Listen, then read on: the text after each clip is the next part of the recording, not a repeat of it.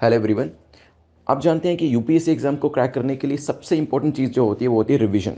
And that's why these marathon sessions are made. और आप लोगों ने भी काफ़ी डिमांड करी थी कि वीकली और मंथली बेसिस पे मैराथन सेशंस बनने चाहिए, और इसी वजह से ये मैराथन सेशंस हम करने वाले हैं। और मैं आपसे ये रिक्वेस्ट करूंगा कि ये मैराथन सेशंस में क्वेश्चंस आपने किए हैं पहले, लेकिन यहाँ पर क्योंकि आप ये रिवीजन बेसिस पे कर रहे हैं, तो मेरे क्वेश्चन बोलने के बाद आप आंसर को प्रिडिक्ट करने की कोशिश करिएगा, एनालिसिस करने के बाद आंसर को बताने की कोशिश करिएगा। और एक बार जब वो क्वेश्चन हो जाता है उसके बाद एक्सप्लेनेशन को ध्यान से सुनिएगा ताकि आपकी रिवीजन हो सके। आप खुद भी कोशिश कर सकते हैं कमेंट सेक्शन में जितनी ज़्यादा से ज़्यादा चीज़ें आप रिकॉल करके लिख पाएँ। फॉर एग्जांपल, अगर कोई क्वेश्चन पूछा गया है जो कि एक मान लीजिए सतत स्कीम को लेकर एक क्वेश्चन पूछा गया, तो सतत को लेकर जितनी भी चीज़ें आपके ध्यान में आती हैं उसे आप कमेंट सेक्शन में लिखिएगा ताकि आपकी तैयारी अच्छे से हो जाए। और ये जो रिवीजन सेशन आप कर रहे हैं, जो टाइम अपना यहाँ पर आप इन्वेस्ट कर रहे हैं, वो पूरे तरीके से आपका यूटिलाइज हो पाए और एग्जाम के अंदर कोई भी चीज़ इन क्वेश्चंस में से जो पूछी जाएगी वो आपकी बिल्कुल करेक्ट होनी चाहिए। तो ये क्वेश्चंस आपको हेल्प करेंगे प्रीलिम्स के अंदर करंट अफेयर्स के पोर्शन को अच्छे से कम करने के लिए। एट द सेम टाइम, क्योंकि यहाँ पे इकोनॉमिक्स एंड दूसरी चीज़ें भी जो हैं, दूसरे सब्जेक्ट्स भी जो हैं, चाहे वो हिस्ट्री हो, ज्योग्राफी हो, वो भी करंट अफेयर्स में से पूछे जाते हैं, वो क्वेश्चंस भी यहाँ पर कवर किए गए। सो इन क्वेश्चंस को करें, रिवाइज करें इनको, और उसके बाद कमेंट सेक्शन में जितनी ज़्यादा से ज़्यादा चीज़ें रिकॉल करेंगे उतना मैराथन सेशंस आपको हेल्प करने वाले हैं। So all the best. ये आपका जो मैराथन सेशंस है वो शुरू हो रहे हैं और उसे अच्छे से प्रैक्टिस करिए। करंट अफेयर्स की सीरीज में हम लोग 9th ऑफ अगस्त पे पहुंच चुके हैं और आज के इंपॉर्टेंट करंट अफेयर्स जो है डिस्कस करने वाले हैं। This is brief introduction about me. My name is Prince Luthra, all India rank 577 from UPSC CSC 2014 batch. 10 areas जो आज हम कवर करने वाले हैं उसके अंदर ब्लू बुक के बारे में डिस्कशन करेंगे। ब्लू बुक से नेक्स्ट टॉपिक हमारा पीएम दक्ष को लेकर रहने वाला है। देन हम यहाँ पर एक ग्लेशियर के बारे में जानेंगे। प्रोजेक्ट हिमांग को डिस्कस करते हुए मेजर ध्यानचंद के बारे में जानने की कोशिश करेंगे। देन आईपीसीसी को डिस्कस करेंगे। नेक्स्ट क्वेश्चन हमारा ज्योग्राफी रिलेटेड होगा जो कि साइक्लोन्स को लेकर है। साइक्लोन डिजास्टर को डिस्कस करते हुए गुरुद्वारा थाला साहिब के बारे में डिस्कशन करेंगे। फाइनली सनस्क्रीन्स को लेकर एक क्वेश्चन हमारा रहने वाला है बिकॉज इनको बैन किया गया एक पर्टिकुलर कंट्री के अंदर। The first question is about a blue book. A blue book is published by which of the following countries meteorological department. तो जो ब्लू बुक है वो कौन सी कंट्री के मेटीरियोलॉजिकल डिपार्टमेंट के द्वारा पब्लिश करी जाती है और अभी भी ये रिसेंटली न्यूज में थी। जल्दी से मुझे बताएं क्या आंसर होगा। इंडिया, चाइना, जर्मनी या फिर फ्रांस। सोचिए, फिर करते हैं डिस्कशन इसको लेकर।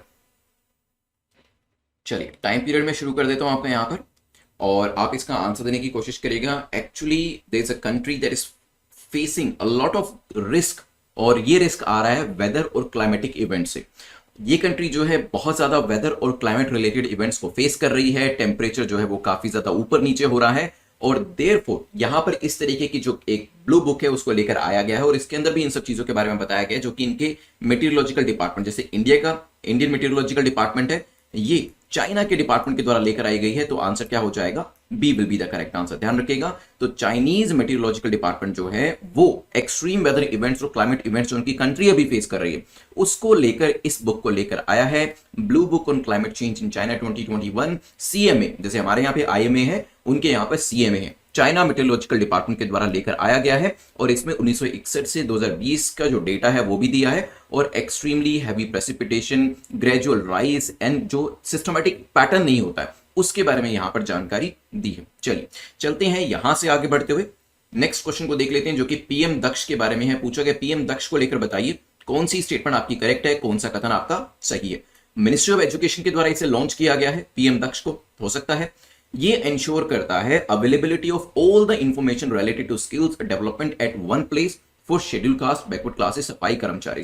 तो ये इंश्योर करता है जो भी इंफॉर्मेशन है किस चीज को लेकर, स्किल डेवलपमेंट को लेकर, वो एक ही स्थान पर अवेलेबल हो, शेड्यूल कास्ट, शेड्यूल ट्राइब और सफाई कर्मचारी को लेकर। ठीक है, ये हो सकता है। यहां पर जल्दी से आप 10 सेकंड लेकर आंसर करने की कोशिश करें, फिर करते हैं इसको लेकर एक डिस्कशन। वैसे पीएम दक्ष जो है एक पोर्टल है आपका। पीएम दक्ष अगर आप अपने एंड्रॉइड सिस्टम में जाएंगे तो आपको एक मोबाइल एप्लीकेशन भी दिखाई देगी इसकी। इस तरीके की यूजुअली जब भी चीजें न्यूज में आती है ना तो ऐप को डाउनलोड जरूर करिएगा और ऐप को एक बार देखिएगा जरूर। उससे क्या होता है कि आपका एक प्रैक्टिकल एक्सपीरियंस बन जाता है उस चीज को लेकर। देन एग्जाम में जब भी पीएम दक्ष के ऊपर क्वेश्चन आएगा आपको याद आएगा कि हाँ इसकी ऐप मैंने डाउनलोड करी थी, उसको मैंने ओपन करके भी देखा था और वो एक्सपीरियंस से आपको इंफॉर्मेशन रटनी नहीं पड़ेगी, वो आपको याद रहेगी because that will become the part of your experience, part of your practical knowledge. ठीक है, यहां पर अगर बात करी जाए union minister for social justice and empowerment के द्वारा इसे लॉन्च किया गया है सो एजुकेशन मिनिस्ट्री जो है वो इनकरेक्ट हो जाएगा। They have been developed by ministry of social justice and empowerment, तो ministry of social justice and empowerment के द्वारा लॉन्च किया गया है इन पार्टनरशिप विद एनईजीडी। ठीक है, तो यहां पर स्किल डेवलपमेंट स्कीम्स जो है इसको टारगेट ग्रुप्स को एक्सेसिबल कराने के लिए अब एक digital platform mobile application available है। ध्यान रखिएगा, ये इंश्योर करेगी availability of all the information जो कि स्किल डेवलपमेंट को लेकर है। तो दोनों स्टेटमेंट में से पहली इनकरेक्ट है, दूसरी करेक्ट है। आंसर क्या हो जाएगा? B will be the correct answer, ध्यान रखिएगा। ठीक है, सो यहां पे प्रधानमंत्री दक्षता और कुशलता संपन्न हितग्राही, ठीक है, that is the full form. तो यहां पे ध्यान रखिएगा पीएम दक्ष, अगर दक्ष की फुल फॉर्म पता है, कुशलता से ही आपको पता चल जाता है कि स्किल को लेकर है। ठीक है, now this yojana is being implemented by ministry of social justice and empowerment 2020-21। Under this yojana eligible target groups जो है they are provided skill development training. तो यहां पे जो टारगेट ग्रुप्स हैं उनको स्किल डेवलपमेंट ट्रेनिंग जो प्रोवाइड करनी है ताकि वो अपने पैरों के ऊपर खड़े हो सके और अपने लिए जॉब भी उनको मिल सके, और चाहे तो सेल्फ एम्प्लॉयड भी होना चाहते तो हो सकते हैं। क्योंकि यहां पर जब हम किसी को स्किल दे देते हैं तो वहां पर हम एक तरीके से उसका एम्पावरमेंट कर रहे हैं, क्योंकि वो खुद भी कोई अपना स्टार्टअप शुरू कर सकते हैं, कोई अपने लिए सेल्फ एम्प्लॉयमेंट को ढूंढ सकते हैं, या फिर उनकी हायरिंग जो है वो भी करी जा सकती है। तो यहां पर दो चीजों के ऊपर भी बात करी है कि सिर्फ स्किल ही नहीं देने, अपस्किलिंग तो करनी ही है और रीस्किलिंग भी करी जा सकती है। ठीक है, तो बेसिकली स्किल के ऊपर ध्यान देने की बात करी गई है। शॉर्ट टर्म ट्रेनिंग प्रोग्राम्स जो है वो यहां पर प्रोवाइड किए जाएंगे, even long term training programs भी अवेलेबल है, डिपेंड करता है what kind of skills we are imparting. Entrepreneurship, now this is a quite important point, EDP entrepreneurship development program जो है वो भी इसके अंदर प्रोवाइड किए जा रहे हैं, जो काफी बड़े बड़े मैनेजमेंट इंस्टीट्यूशन के अंदर भी प्रोवाइड किए जाते हैं। चलिए यहां से आगे बढ़ते हुए चलते हैं नेक्स्ट टॉपिक के ऊपर, जो किसको लेकर है, जो है आपका एक पर्टिकुलर ग्लेशियर को लेकर जिसका नाम है पेनसिलुनगपा ग्लेशियर। ठीक है, या फिर आप इसे पेनसिलुम्पा ग्लेशियर भी कह सकते हैं, कैसे भी प्रोनाउंस करें। The job is to answer it correctly. तो यहां पर पूछा कि कहां पर लोकेट करता है, is it in Bharat, locate कहां करता है, इंडिया के अंदर, जापान के अंदर, फिलीपींस या फिर इंडोनेशिया के अंदर। अभी रिसेंटली न्यूज में था, बताऊंगा क्यों। आप इसका आंसर करें, 10 सेकंड्स टाइमर मैंने शुरू कर दिया है। सो आपका जो पेनसिलुम्पा ग्लेशियर है, it is located at a particular location. और अभी ये न्यूज में क्यों था, क्योंकि यहां पर टेम्परेचर इंक्रीज एंड डिक्रीज जो है वो देखने को मिल रहा है काफी ज्यादा। प्रेसिपिटेशन जो है, जो बारिश आपकी होती है ड्यूरिंग विंटर्स, वो भी देखने को मिल रही है। और यहां पे देखा गया कि ये रिट्रीट कर रहा है। ठीक है, ग्लेशियर जो है वो रिट्रीट कर रहा है, जो कि एक अच्छी खबर नहीं है। Now this is located in Ladakh Zanskar valley के अंदर। सो आंसर क्या होगा? India. A will be the correct answer. चलिए चलते हैं यहां से आगे बढ़ते हुए, मैं आपको एक बार मैप भी दिखा देता हूं। This area is quite important because map related question यहां से काफी बन सकते हैं, क्योंकि लास्ट टाइम भी मैंने आपको बताया था अक्सई चिन्ह है, फिंगर 4, फिंगर 8, पैंगोंग सो लेक, वो सभी आपके यहीं पे लोकेट करते हैं। ठीक है, वैसे बात करिए जैसे यहां पर लिखा भी है since 2015 Wadia institute of Himalayan geology जो है देहरादून का एक ऑटोनमस बॉडी है under the department of science and technology, वो ग्लेशियोलॉजी के लेकर काफी सारे काम कर रही है और काफी सारे जो नए नए रिसर्च वर्क बाहर आ रहे हैं, जो रिजल्ट्स बाहर आ रहे हैं, उसको यहां पर पब्लिश भी किया जा रहा है।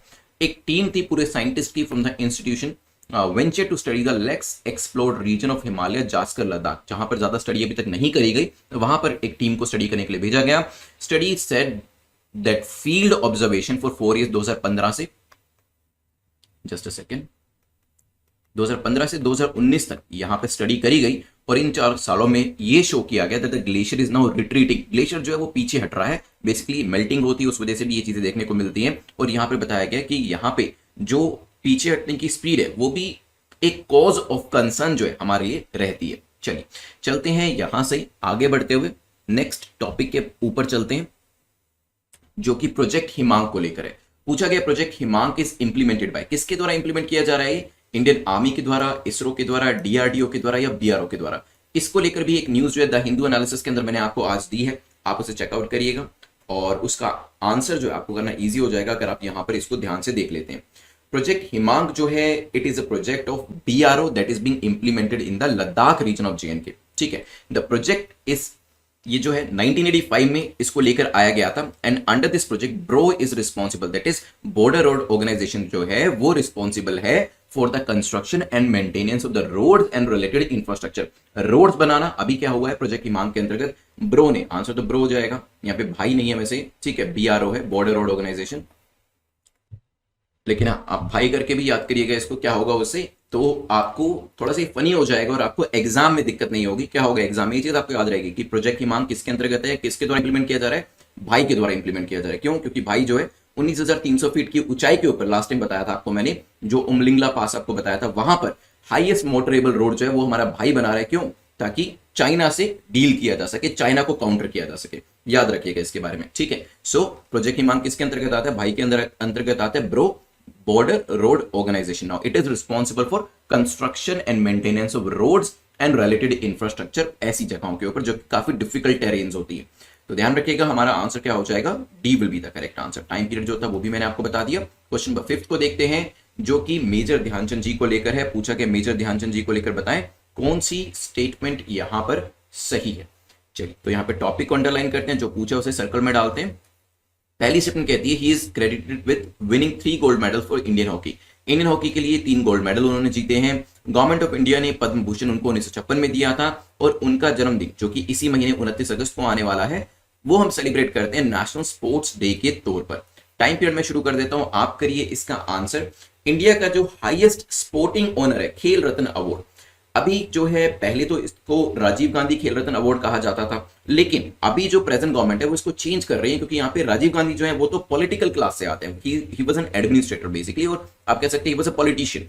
तो यहां पर कहा गया कि क्योंकि ये जो आपका खेल रत्न अवार्ड है ये स्पोर्ट्स से रिलेट करता है, तो एक ऐसे खेल रत्न के ऊपर इसका नाम होना चाहिए जिसने इंडिया को कहीं ना कहीं, जो इंडिया का नाम है वो ग्लोबल लेवल पे वो चमकाने में हेल्प करी है। तो यहां पर जब भी हम स्पोर्ट्स पर्सनल की बात करते हैं तो डेफिनेटली वहां पे मेजर ध्यानचंद जी जो हैं, इनका नाम भी ध्यान में आता है। तो यहां पर कहा गया क्योंकि ये स्पोर्ट्स से रिलेट करते हैं, तो जो स्पोर्ट्स का अवार्ड है वो भी इन्हीं के नाम पर होना चाहिए। तो यहां पर जो आपका खेल रत्न अवार्ड है उसको यहां पर रिक्वेस्टन करने की कोशिश करी जा रही है in the honour of hockey wizard Dhyan Chand ji, ठीक है, क्योंकि इन्होंने काफी अच्छी परफॉर्मेंस दी है पास्ट के अंदर। अगर आप देखेंगे, लास्ट टाइम मैंने आपको बताया था, वो जो back to back gold medals हमने आजादी से पहले जीते थे वो मेजर ध्यानचंद जी की वजह से ही जीते थे।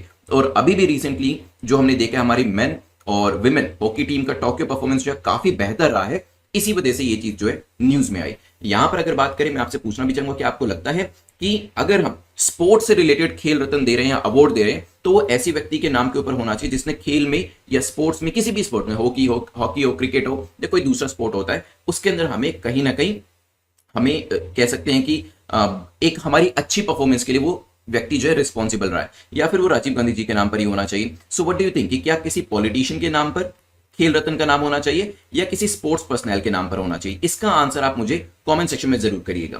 तो यहां पर बात करें तो यस, 3 गोल्ड मेडल जितवाने में उनका रोल रहा है। पद्म भूषण भी 1956 में दिया गया था, और इस महीने हम उनका बर्थडे जो है वो भी सेलिब्रेट करेंगे, जिससे कि जो नेशनल स्पोर्ट्स डे है उस तौर पर सेलिब्रेट किया जाता है। तीनों स्टेटमेंट ठीक होने की वजह से आंसर क्या हो जाएगा यहाँ पर? D will be the correct answer, ध्यान रखिएगा। चलिए चलते हैं। एंड आई ऑल्सो रिमेंबर कि इवन जो हिटलर थे उन्होंने भी इनको कहा था कि आप इंडिया की तरफ से नहीं, आप जर्मनी की तरफ से खेलिए, हम आपको बहुत सारी फैसिलिटीज देंगे, बहुत सारा पैसा देंगे। पर ध्यानचंद जी ने मना कर दिया कि नहीं, मैं तो अपने भारत देश के लिए खेलूंगा, मैं जर्मनी के लिए नहीं खेलूंगा। बिकॉज हिटलर ने जब इनको खेलते देखा तो वो काफी ज्यादा प्रभावित हो गए इनकी परफॉर्मेंस से, इनके खेलने के तरीके से, और वहां पर इनको ये ऑफर दिया गया था। खैर, इन्होंने रिजेक्ट कर दिया, और जो अपने आप में एक बहुत बड़ी बात है। चलते हैं क्वेश्चन नंबर 6 के ऊपर। नेक्स्ट टॉपिक को देखते हैं, जो कि आईपीसीसी को लेकर है। आईपीसीसी कहां पर बेस्ड करती है? Intergovernmental panel on climate change जो है, दिस पर्टिकुलर ऑर्गेनाइजेशन वाज, और कहें कि used to be in news even 10 years back. तो 10 साल पहले भी इन्होंने काफी एक्सट्रीम स्टेटमेंट्स दी थी, जिससे कि हमारे एनवायरमेंट मिनिस्टर को काफी परेशानी हुई थी। अब आईपीसीसी दोबारा से न्यूज में है फॉर डिफरेंट रीजंस। खैर, आपको बताना है कि कहां पर बेस्ड करती है, जेनेवा, पेरिस, वॉशिंगटन डीसी, या फिर नन ऑफ द अबव।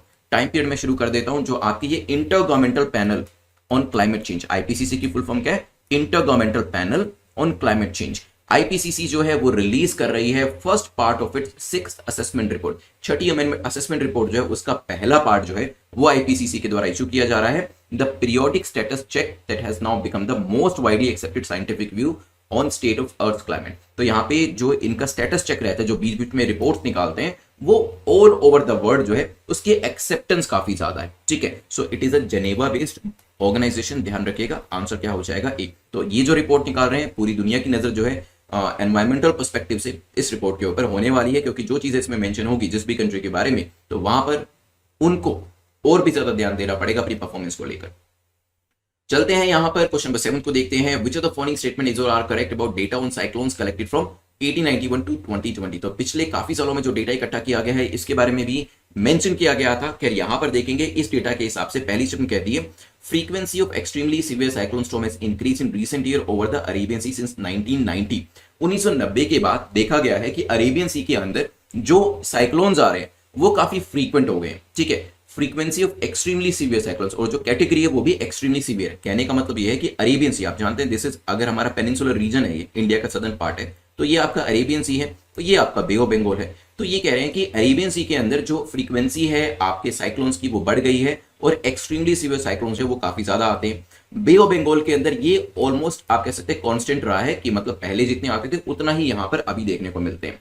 आपको 10 सेकंड्स में इसका आंसर करना है और फिर इसके बारे में डिस्कशन करेंगे। वैसे देखा जाए तो यहाँ पे पिछले 50 सालों का जो डेटा है वो भी आईएमडी के द्वारा चेक किया गया और वहां पर देखा कि there has been an increase occurrence of extremely weather events. तो पिछले 50 सालों का जब डेटा आईएमडी के द्वारा इकट्ठा किया गया उसके अंतर्गत भी ये पाया गया दैट एक्सट्रीम वेदर इवेंट्स जो है पिछले सालों के अंदर वो काफी ज्यादा बढ़े हैं। सीवियर साइक्लोन स्टॉर्म्स जो है वो भी काफी ज्यादा बढ़े हैं। Minister of science and technology जो थे उन्होंने लोकसभा के अंदर ये डेटा प्रोवाइड किया और डेटा के बेसिस पे जो स्टेटमेंट्स थी वो भी यहां पर दी। अगर मैं अपने क्वेश्चन के ऊपर हूं, पिछले काफी सालों का जो डेटा यहां पर दिया गया उसके हिसाब से बात ठीक है कि हम अरेबियन सी की बात करें तो यहां पर नंबर ऑफ साइक्लोन्स जो है वो फ्रीक्वेंसी बढ़ती जा रही है। पिछले कुछ दिन पहले जब यहां पर साइक्लोन्स आए भी थे तब भी मैंने आपको ये चीज बताई थी कि अरेबियन सी के अंदर नंबर बढ़ा है और यहां पर बे ऑफ बंगाल के ऊपर पहले से ही नंबर ज्यादा था, वो ऑलमोस्ट अभी सेम है। दोनों स्टेटमेंट ठीक होने की वजह से आंसर क्या हो जाएगा? सी। तो यहां पर जो आपका बे ऑफ बंगाल है यहां पे तो नंबर पहले ही ज्यादा था और वो अभी ऑलमोस्ट कांस्टेंट है, बढ़ने का कोई ज्यादा यहां पे स्कोप है नहीं। लेकिन हाँ, अरेबियन सी में जो पहले कभी आप कह सकते हैं एक्सेप्शनल इंस्टेंसेस के अंदर ही साइक्लोन्स देखने को मिलते थे, वो नंबर अभी काफी ज्यादा बढ़ता जा रहा है। चलते हैं यहां से आगे बढ़ते हुए नेक्स्ट टॉपिक के ऊपर, और नेक्स्ट टॉपिक जो है बात कर रहा है क्वेश्चन नंबर 8 वेरियस साइक्लोन्स के क्रोनोलॉजिकल ऑर्डर के बारे में कि कौन सा साइक्लोन्स कब आया था। तितली है, टोटे है, एम्फान है, नीलम है। यहां पे 10 सेकंड्स में आंसर करिए। So which of the following was the cyclone which came earliest then the latter one and then the latest one? So what could be the answer here? So we have seen the highest loss of lives which occurred during the cyclone Tote in 2021. 118 लोग जो थे उनकी death यहां पर हुई थी। तो टोटे जो था 2021 में आया था। तितली जो है ये आया था 2018 में, 78 लोग जो थे उनकी डेथ हुई थी यहां पर। फिर हम एम्फन की बात करते हैं, it came in 2020 and 98 people died here. And Neelam it came in 2012 with the death of 75 people. तो सबसे पहले जो है नीलम साइक्लोन जो है वो देखा गया था। वैसे इससे ज्यादा कुछ हेल्प नहीं मिलेगी आपको क्योंकि आपके ऑप्शन इस तरीके से डिजाइन किए गए हैं। इसके बाद आया था तितली, तो 4 के बाद आया था 1, तो आपका ऑप्शन जो होगा यही होगा क्योंकि पहले 4 1 3 2। सबसे पहले Neelam cyclone, then the Titli, then Amphan, then टोटे। A will be the correct answer here. चलते हैं नेक्स्ट क्वेश्चन को देखते हैं यहां से आगे बढ़ते हुए। क्वेश्चन नंबर 9 जो है गुरुद्वारा थाना साहिब के बारे में है। कुछ पूछा गया कि इसकी लोकेशन कहां पर है, क्या ये इंडिया में है, पाकिस्तान में है, चाइना में है या फिर अफगानिस्तान में है। रिसेंटली न्यूज में था। 10 सेकंड्स में आंसर करें what could be the location. Because recently क्या हुआ है, India has condemn the act of removal of निशान साहिब। तो निशान साहिब के रिमूवल को इंडिया ने कंडेम किया है क्योंकि एक सिख रिलीजियस फ्लैग अटॉप ये जो था ये रूफ ऑफ गुरुद्वारा थाला साहिब पे एग्जिस्ट करता था, जिसे कि यहां पर अभी रिमूव किया गया है। ये कहां पर लोकेट करता है? This is in Chamkani in Paktia province of Afghanistan. ठीक है, so Afghanistan is the name of the country and the province name is Paktia. ध्यान रखिएगा। हिस्टोरिकल गुरुद्वारा जो है it was visited by Shri Guru Nanak Dev ji. गुरु नानक देव जी ने इसे अर्लीस्ट टाइम में विजिट किया था अफगानिस्तान के अंदर। Afghanistan has been witnessing Taliban driven violence in light of the ongoing withdrawal of troops by the US. आप जानते हैं कि यूएस के जो ट्रूप्स हैं धीरे धीरे अफगानिस्तान को छोड़कर जा रहे हैं, जिसकी वजह से तालिबान जो है और भी काफी ज्यादा डोमिनेट कर रहा है वहां पर, और इस तरीके के जो इंसिडेंसेस है वो और भी सामने आते जा रहे हैं। आंसर क्या होगा? D will be the correct answer. Let's move to the next question which is question number 10. The question is asking which of the following country has banned sunscreen containing chemicals which can damage corals. तो यहाँ पे marine sector जो है इसको protect करने की कोशिश करी जा रही है इस कंट्री के द्वारा, बिकॉज यहाँ पे सनस्क्रीन के अंदर जो वेरियस केमिकल कंपाउंड्स मिलते हैं जिससे कि कोरल्स को नुकसान होता है, उसको यहाँ पर बैन करने की कोशिश करी गई कि ऐसी सनस्क्रीन जो है वो देश के अंदर इस्तेमाल नहीं करी जाएंगी। तो ये कंट्री कौन सी है? 10 सेकंड शुरू कर देता हूं। इटली, वियतनाम, थाईलैंड या फिर साउथ कोरिया? बताएं। This particular country has banned sunscreen containing chemicals that can damage coral from all of its marine national parks. So the correct answer is Thailand. C is the correct answer. ध्यान रखिएगा। तो यहाँ पर corals भी आपको पता है, नहीं पता तो एनवायरमेंट के जो मेरे वीडियोस हैं वो देख लीजिएगा, एनवायरमेंट इकोलॉजी के अंदर बताया हुआ है मैंने। सो कंसर्न्स यहाँ पे जो कि वो काफी ज्यादा आ रही थी, टूरिस्ट आते हैं, टूरिस्ट अपने साथ सनस्क्रीन लेकर आते हैं, जिसकी वजह से प्रॉब्लम जो है यहाँ के कोरल्स को देखनी पड़ती है। तो डिपार्टमेंट ऑफ कंजर्वेशन जो है उन्होंने कहा there are 4 ingredients they are commonly found in sun creams, और ये कोरल्स को डिस्ट्रॉय करते हैं, जिसके अंदर जो आपका ऑक्सीबेंजोन है उसको, देन यहाँ पे ऑक्टिनोजेट है, एंड देन मिथाइल बेंजेलाइडेन, कैम्फर, इसके अलावा आपका ब्यूटिला पैराबिन, ये कुछ कंपोनेंट्स हैं जो बैन करे गए, ठीक है। और यहाँ पर कहा गया कि फाइन जो है वो भी रखा जाएगा, जो कि अराउंड 100,000 बात के आसपास रखा गया है, 2100 पाउंड के आसपास रखा गया, जहां पर लोग पाए जाएंगे इस तरीके की सनस्क्रीन को यूज करते हुए। चलिए चलते हैं यहाँ पर जल्दी से 2 मिनट के अंदर मैं आपको रिवाइज करा देता हूँ, because you know when you revise and when you invest these 2 minutes, क्योंकि ये हमारे एक्टिव रिविजन के रहते हैं, the results which you get they become better because when you revise more the chances of your success they become higher, ठीक है। चलिए, तो एक्टिव रिवीजन का मतलब ये है कि क्वेश्चन मैं आपसे पूछूंगा, आप उसका कमेंट सेक्शन में लाइव आंसर करेंगे, या अदरवाइज भी नीचे आप आंसर कर सकते हैं।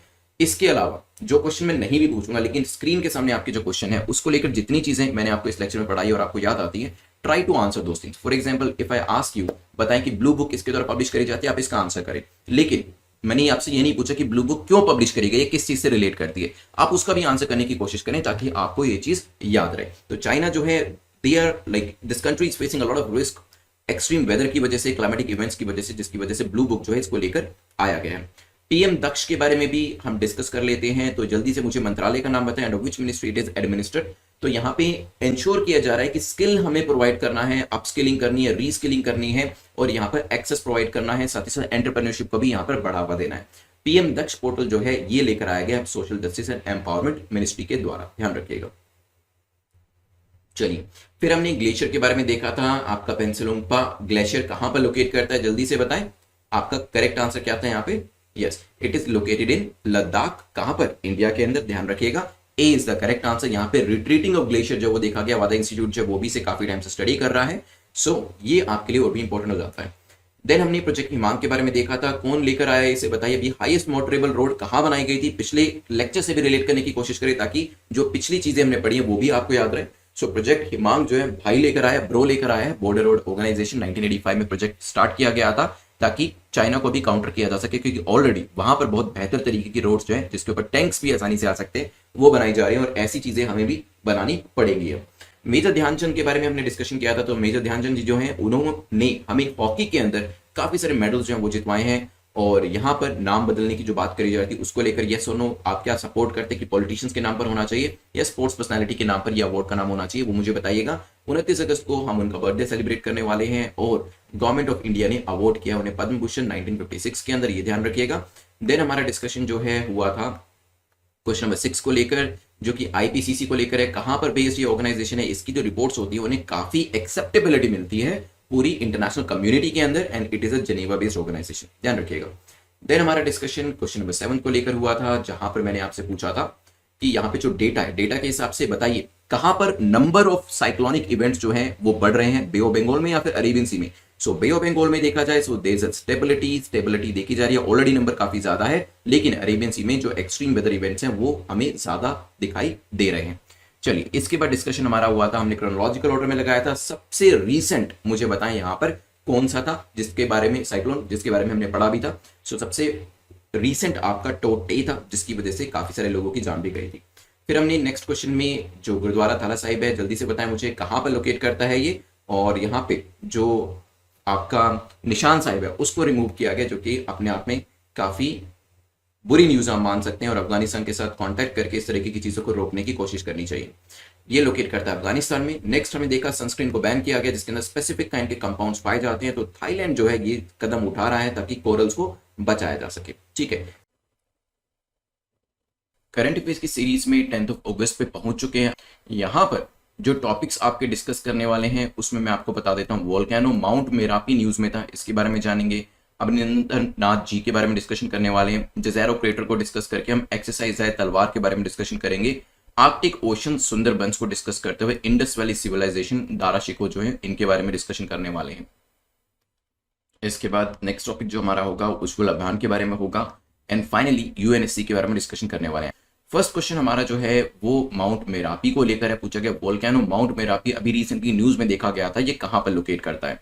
तो यहाँ पे टाइम पीरियड जो है 10 सेकंड का है, मैं शुरू कर देता हूँ, आप इसका आंसर करिए। क्या ये थाईलैंड में है, चाइना में लोकेट करता है, इंडोनेशिया में, या फिर मालदीव्स में? बताएं। इस माउंटेन को माउंटेन ऑफ फायर भी कहा जाता है, लिख देता हूं, माउंटेन ऑफ फायर। ठीक है, it is the most active volcano, जो कि इंडोनेशिया के पास वैसे 130 के आसपास ऐसे वोल्केनो है, लेकिन इसे मोस्ट एक्टिव माना जाता है। वैसे आंसर तो आपका सी इंडोनेशिया हो जाएगा। ये जो है जावा आइलैंड जो है उसके बिल्कुल पास लोकेट करता है। इसकी जो पीक है वो भी काफी ऊंची है, और एंशियंट सिटी के अंदर भी माना जाता था कि यहां पर योग्य करता करके एक एंशियंट सिटी है, let me make some space, उसके पास ये लोकेट करता है। सो आई थिंक इतनी इंफॉर्मेशन काफी होगी अगर एग्जाम में क्वेश्चन पूछा जाता है। वैसे तो काफी बार ऐसा पूछा भी गया है कि पर्टिकुलर वोल्केनो कहां पर लोकेट करता है। So here the answer is C. और एक्स्ट्रा जो जानकारी थी वो भी मैंने यहाँ पे आपको दे दी है कंसर्निंग दिस वोल्केनो। चलते हैं सेकंड क्वेश्चन के ऊपर। सेकंड क्वेश्चन जो है अवनिंद्रनाथ टैगोर के बारे में पूछा कि इनको लेकर बताइए इनकरेक्ट कौन सा है, कौन सी स्टेटमेंट आपकी यहां पर सही नहीं है। यहाँ पे टॉपिक को आप अंडरलाइन करिएगा। पहली स्टेटमेंट कहती है उन्होंने क्या किया था, Indian society of oriental art को एस्टैब्लिश किया था, हो सकता है। ही कंप्लीटेड द भारत माता painting in 1905 in support of स्वदेशी मूवमेंट। स्वदेशी मूवमेंट के चलते उसको सपोर्ट करने के लिए भारत माता पेंटिंग को उन्होंने कंप्लीट किया था। मैं टाइम पीरियड आपका शुरू कर देता हूं, जल्दी से मुझे बताइएगा। अवनिंद्रनाथ टैगोर जी के बारे में रिसेंटली एक आर्टिकल में उनको मेंशन किया गया था, that's why we have created this particular MCQ. बताएं। चलिए, टाइम पीरियड इज अप। अगर बात करी जाए, yes, he first created the Indian society of oriental art, और लेटर वो बंगाल स्कूल ऑफ आर्ट को भी एस्टैब्लिश करने के लिए गए। The sole aim of establishing these schools was to counter the English influence, क्योंकि तब क्या था, अंग्रेज जो थे उनका जो इन्फ्लुएंस था वो आर्ट एंड आर्किटेक्चर के ऊपर काफी ज्यादा था। उसी को काउंटर करने के लिए कहा, जैसे आज हम स्वदेशी की बात करते हैं, इंडिजिनाइजेशन की बात करते हैं, कि भारत जो है वो दूसरे देशों से इंपोर्ट नहीं करेगा, रादर हम यहीं पर ही एयरक्राफ्ट कैरियर बना रहे हैं, हम यहीं पर ही टेक्नोलॉजिकल एस्पेक्ट्स जो है उसको क्रिएट कर रहे हैं, मैन्युफैक्चरिंग की जो फैसिलिटीज है वो क्रिएट कर रहे हैं। तो वहां पर भी आर्ट एंड आर्किटेक्चर के अंदर इस चीज को बढ़ावा दिया गया इनके द्वारा। पहली स्टेटमेंट आपकी ठीक हो जाती है। एंड अवनिंद्रनाथ टैगोर जी ही वो व्यक्ति थे जिन्होंने स्वदेशी वैल्यू को, स्वदेशी जो हमारा पूरा मूवमेंट था 1905 में, उसे सपोर्ट करने के लिए भारत माता की जो पेंटिंग थी वो यहां पर कंप्लीट करी थी। ठीक है, ध्यान रखिएगा। दोनों स्टेटमेंट ठीक है, लेकिन आपसे पूछा था कि इनकरेक्ट कौन सा है, कौन सा गलत है, तो गलत तो कोई भी नहीं है। आंसर क्या हो जाएगा, D will be the correct answer. ध्यान रखिएगा अवनिंद्रनाथ टैगोर जी के बारे में भी ये चीज। नेक्स्ट टॉपिक जो है वो आपका एज़ेरो क्रेटर को लेकर है। रिसेंटली न्यूज में था, ये पूछा गया Jezero crater sometimes seen in the news, कहां पर लोकेट करता है? क्या ये मून के ऊपर है, वीनस पे है, मार्स पे है, या फिर मर्क्यूरी पे है? टाइम पीरियड में शुरू कर देता हूं, जल्दी से बताएं। It's a 45 kilometre wide crater, जो कि एक पर्टिकुलर लोकेशन जो है वहां पर आपको बताना है इन चारों में से कौन से प्लैनेट के ऊपर है। So it is located in the Mars. Mars के ऊपर ये लोकेट करता है। आंसर तो हो जाएगा सी। मैंने आपको इसका जो इसकी विड्थ जो है वो भी बता दिया, it is 45 kilometre wide.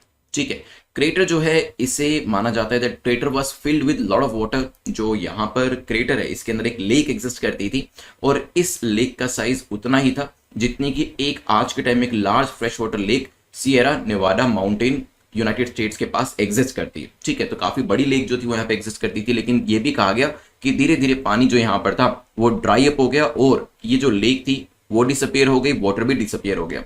NASA का जो परसिवरेंस रोवर है वो एज़ेरो क्रेटर के ऊपर गया फरवरी 2021 के अंदर, और यहां से जो नमूने, जो सैंपल्स इकट्ठे किए, उसके बेसिस पे ये चीजें बताई जा रही हैं।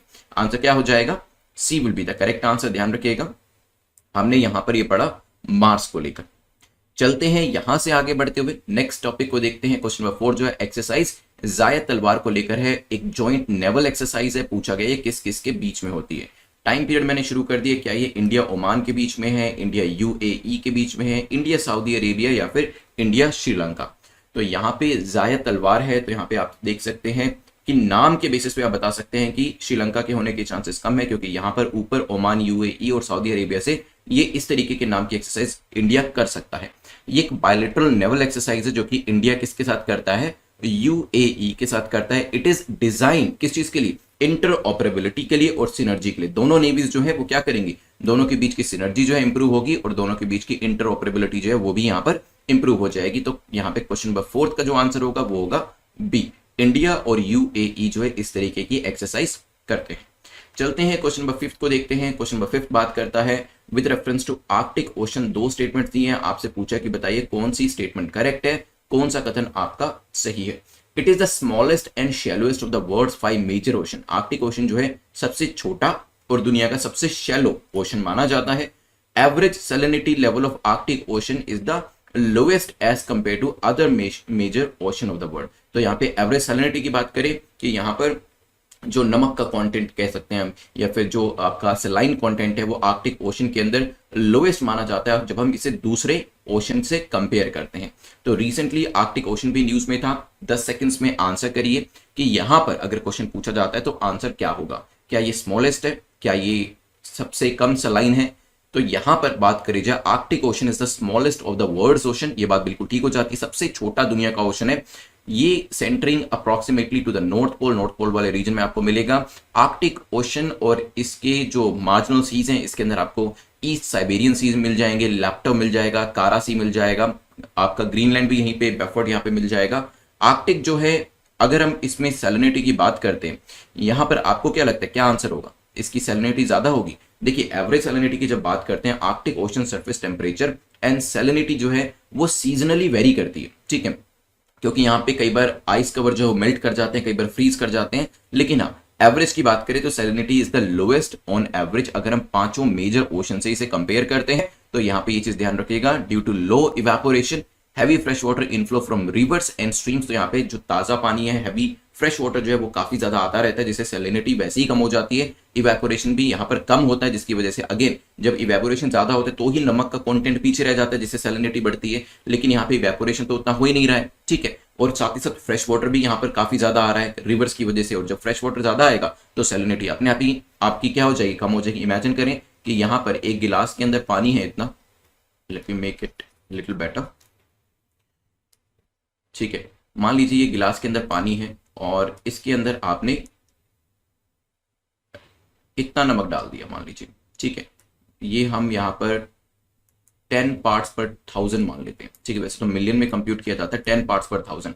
अगर यहां से इवेपोरेशन होगा तो पानी कम होगा, लेकिन नमक तो उतना ही रहेगा ना। तो यहाँ पे जब इवेपोरेशन होता है तो पानी कम होता जा रहा है लेकिन नमक उतना का उतना ही है, तो क्या होगा, सैलिनिटी बढ़ेगी या कम होगी? ऑफकोर्स सैलिनिटी बढ़ेगी, क्योंकि पानी तो कम हो रहा है। पहले कितना 10 पार्ट्स के यहाँ पे 1000 पानी का कंटेंट था पार्ट्स का, उसके पीछे 10 पार्ट्स नमक था। लेकिन जब पानी सूखा, इवेपोरेशन हुआ, तो यहां पर 500 पार्ट्स पानी होगा, उसके पीछे भी नमक कितना होगा, 10 पार्ट्स, ठीक है। सो ओवरऑल देखा जाए तो यहां पे नमक का जो कंटेंट है वो इवेपोरेशन की वजह से इंक्रीज हो रहा है। सिमिलरली अगर आपने इसमें इस पानी के अंदर ये पूरा भर दिया, ऊपर तक भर दिया, तो क्या हुआ, पहले 1000 पार्ट्स पानी के पीछे कितना यहां पे नमक था, 10 पार्ट, लेकिन आपने पानी और ऐड कर दिया, अब 1200 पार्ट हो गया, तभी नमक कितना है, 10। तो नमक का कंटेंट विद रिस्पेक्ट टू पानी कम हो गया, ठीक है। इसी वजह से जब नदियां अपने साथ फ्रेश वाटर लेकर आती हैं तो वहां पर क्या देखने को मिलता है, वहां पर यही चीज देखने को मिलती है कि जो आपके सैलिनिटी है वो कम हो जाती है। तो यहां पर भी ये दोनों स्टेटमेंट आपकी इसी वजह से ठीक हो जाती है। आंसर क्या हो जाएगा, C will be the correct answer. चलिए, सो यहां पे एक बार देख लीजिए मैप के ऊपर भी। सो this is your Arctic ocean और आसपास की जो कंट्रीज है वो भी ध्यान रख लीजिएगा।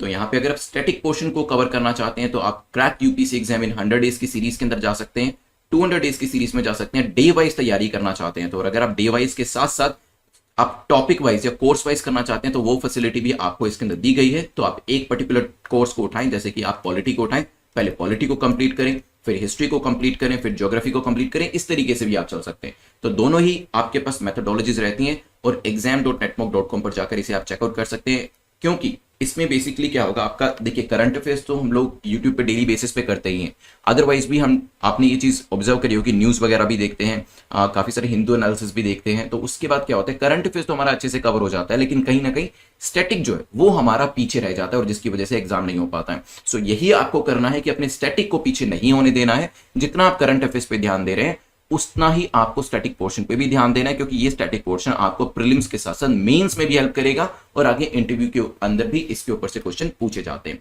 अगर आप नेक्स्ट ईयर के लिए तैयारी कर रहे हैं तो ये जो 500 डेज का मिशन यूपीएससी 2022 है, इसको आप एनरोल करा लीजिएगा। चलते हैं क्वेश्चन नंबर 6 के ऊपर, जो कि बात कर रहा है सुंदरबंस को लेकर। पूछा गया सुंदरबन को लेकर बताएं कौन सी स्टेटमेंट आपकी करेक्ट है, कौन सा कथन आपका सही है। Sundarban mangrove forest lies on the delta of Ganges, Brahmaputra and मेघना रिवर। तो सुंदरबन का जो मैनग्रोव का डेल्टा फॉरेस्ट है, ये कहां पर लाई करता है? ये तीनों रिवर जो डेल्टा बनाते हैं, गंगा, ब्रह्मपुत्र, मेघना, वहां पर लाई करता है। It is the only mangrove forest in the world जहां पे टाइगर्स पाए जाते हैं। तो अपने आप में अकेला ऐसा मैनग्रोव है। देखिए, ओनली वाली स्टेटमेंट को लेकर हमेशा आपको ध्यान देना है। तो क्या यहाँ पे बाघ पाए जाते हैं, ये आपको बताना है। 10 सेकंड का टाइम मैं शुरू कर देता हूं। सुंदरबन मैनग्रोव फॉरेस्ट जो है one of the largest forest माने जाते हैं वर्ल्ड के अंदर, और यूनिक कैरेक्टरिस्टिक यही होती है, सुनामी या इस तरीके के जो इंसिडेंसेस होते हैं मैनग्रोव्स, उन्हें आने से रोकते हैं और एटलीस्ट उसकी इंपैक्ट को कम कर देते हैं। ये अपने आप में अकेला ऐसा आप कह सकते हैं फॉरेस्ट है जहां पर आपको बाघ मिल जाएंगे, you will find the tigers here. तो दूसरी स्टेटमेंट आपकी ठीक हो जाती है। बट हाँ, ये बात भी उतनी ही सही है कि गंगा, ब्रह्मपुत्र, मेघना रिवर्स जो है, वो जो बे ऑफ बंगाल में तीनों रिवर्स जाती है, वहां पर ये आपके सुंदरबन मैनग्रोव से वो पाए जाते हैं, जिसमें से 40% इंडियन साइड पे और 60% बांग्लादेश की साइड पे। दोनों स्टेटमेंट ठीक होने की वजह से आंसर हो जाएगा C. If I ask you this question कि ये जो एरिया है सुंदरबन, क्या ये वर्ल्ड हेरिटेज साइट है, यस और नो, बताएं। सुंदरबन वर्ल्ड हेरिटेज साइट भी यहीं पे ही है, जो कि 1987 में जिसको ये स्टेटस दिया गया था। चलिए चलते हैं यहां से आगे बढ़ते हुए। वैसे मैं आपको सुंदरबन दिखा देता हूं मैप के ऊपर एक बार। So this is the location. 40% India की साइड है, 60% बांग्लादेश में। चलिए, तो यहां से आगे बढ़ते हुए चलते हैं नेक्स्ट क्वेश्चन के ऊपर, जो कि इंडस वैली सिविलाइजेशन को लेकर है।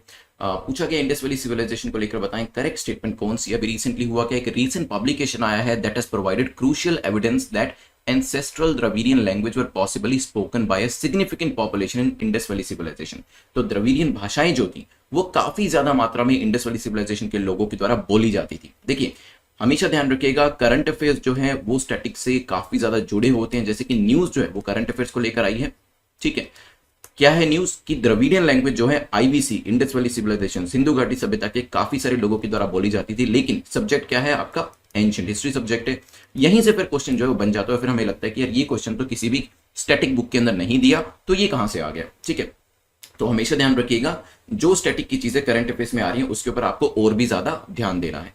चलते हैं यहाँ पर इंडस वैली सिविलाइजेशन के बारे में जानते हैं। The metropolis of the Indus valley civilisation had an outstanding closed drainage system. तो यहाँ पे जो ड्रेनेज सिस्टम था वो क्लोज था, ठीक है, और काफी एक्सेप्शनल उसे माना जाता है। The granaries carefully house the grains which were most likely collected as the revenue और यूज्ड एज इमरजेंसी स्टोरेज। तो ग्रीनरीज को यहाँ पे रेवेन्यू के तौर पर इकट्ठा किया जाता था और इमरजेंसी स्टोरेज के तौर पर भी रखा जाता था।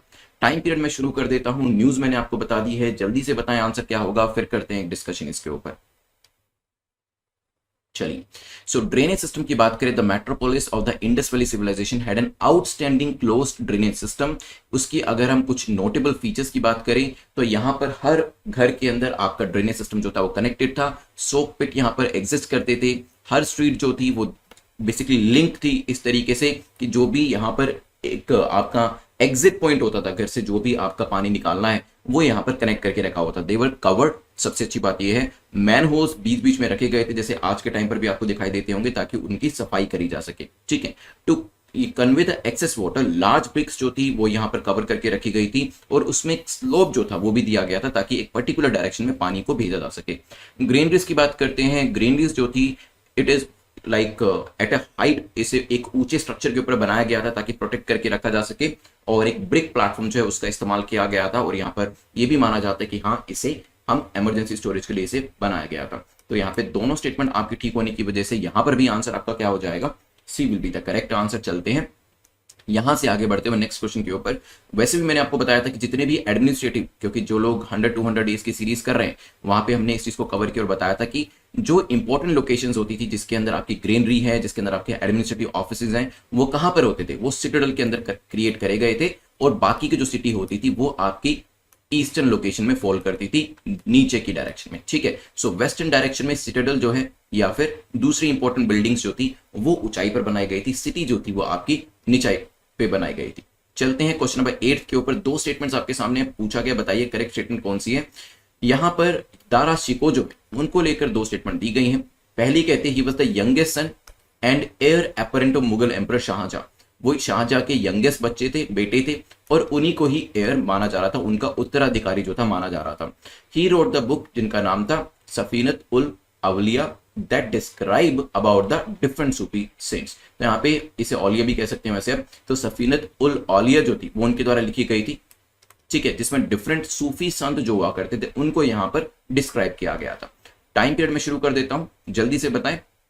आर्कियोलॉजिकल सर्वे ऑफ इंडिया कह रहा है कि it has not located the grave within the Humayun tomb's complex over a year after a committee was form for the job. Archaeological survey of India ने अपनी कुछ यहाँ पर स्टेटमेंट्स दी हैं कंसर्निंग द ग्रेव जो कि हुमायूं टूम्स के अंदर उनको कहा गया था देखने के लिए, ठीक है। तो यहाँ पर जो न्यूज है उसको लेकर क्वेश्चन कहां से बन के आ सकते हैं वो मैंने आपको दिए।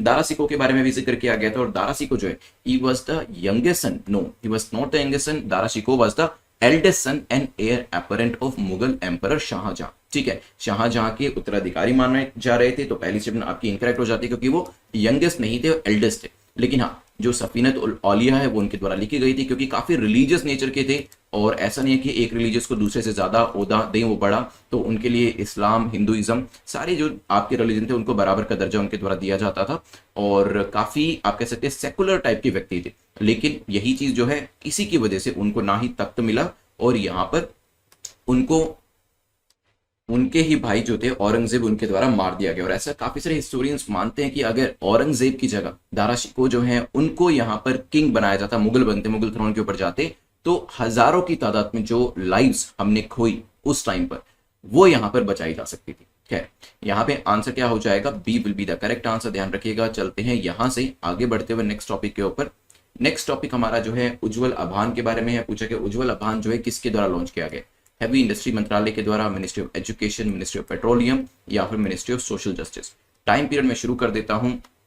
ये जो प्रोजेक्ट है इसमें सपोर्ट किया जा रहा है और ट्रेन किया जा रहा है हंड्रेड्स ऑफ आर्टिसंस, ठीक है। यहाँ पे आसाम के अंदर, शिवसागर रीजन के अंदर हजारों की तादाद में आर्टिस्ट हैं, उनको यहाँ पर सपोर्ट किया जा रहा है, और ये किया जा रहा है ओएनजीसी जो कि ministry of petroleum natural gas के द्वारा लॉन्च किया गया है। ओएनजीसी जो है वो इसको लेकर आया है, और उज्जवल अभियान के अंदर इसमें वर्चुअल प्लेटफॉर्म के थ्रू काफी सारे आर्टिस्ट को हेल्प करी जाएगी। Ministry of petroleum and natural gas यहाँ पर करेक्ट आंसर हो जाता है, ठीक है। ध्यान रखिएगा, project it is in line with government का जो अपना आजादी का अमृत महोत्सव है, क्योंकि यहाँ पे सरकार भी कोशिश करती रहती है कि लोगों को स्किल दिए जाए, और आर्टिस्ट जो है उनकी भी अपस्किलिंग करने की बात करी जाती है, जिसके अंतर्गत इसको लेकर आया गया है। तो करेक्ट आंसर क्या हो जाएगा, C will be the correct answer. आज के लास्ट क्वेश्चन पे चलते हैं, जो कि दो स्टेटमेंट देकर पूछ रहे कि बताइए करेक्ट क्या है। Narendra Modi would be the second Indian prime minister to preside over UN security council open debate. तो नरेंद्र मोदी जो है वो सेकंड इंडियन प्राइम मिनिस्टर बनने वाले हैं जो कि यूएन सिक्योरिटी काउंसिल की ओपन डिबेट के ऊपर प्रिसाइड करेंगे।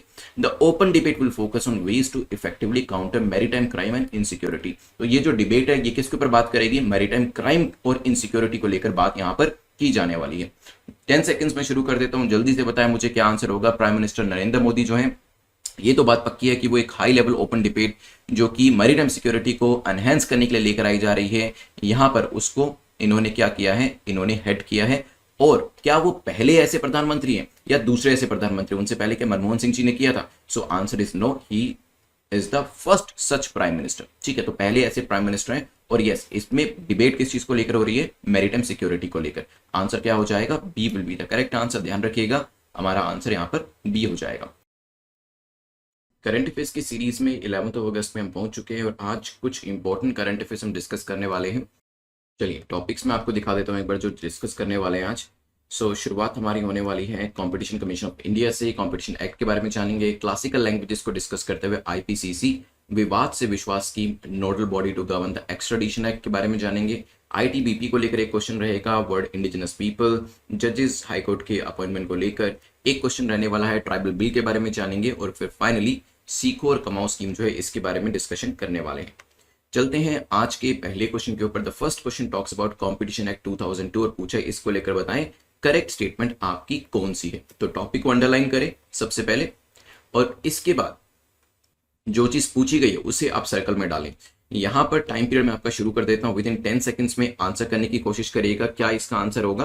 पहली स्टेटमेंट कहती है, it is an antitrust law in India to ensure a level playing field for all stakeholders in the market. Market के अंदर जितने भी स्टेक होल्डर्स हैं उनका यहाँ पर जो कंपटीशन है वो सही तरीके से चल सके, साथ ही साथ एक लेवल प्लेइंग फील्ड जो है वो लेकर आई जा सके, इसके लिए कंपटीशन एक्ट 2002 को लेकर आया गया था।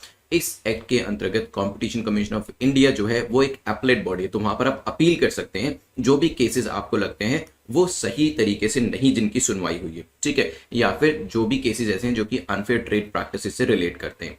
तो यहां पर जल्दी से आंसर करें, क्या आंसर होगा, फिर करते हैं इसको लेकर एक डिस्कशन। रिसेंटली हुआ क्या है, सुप्रीम कोर्ट ऑफ इंडिया ने रिफ्यूज किया है एक इंक्वायरी जो कि फ्लिपकार्ट बिजनेस प्रैक्टिसेस के अगेंस्ट में चल रही थी।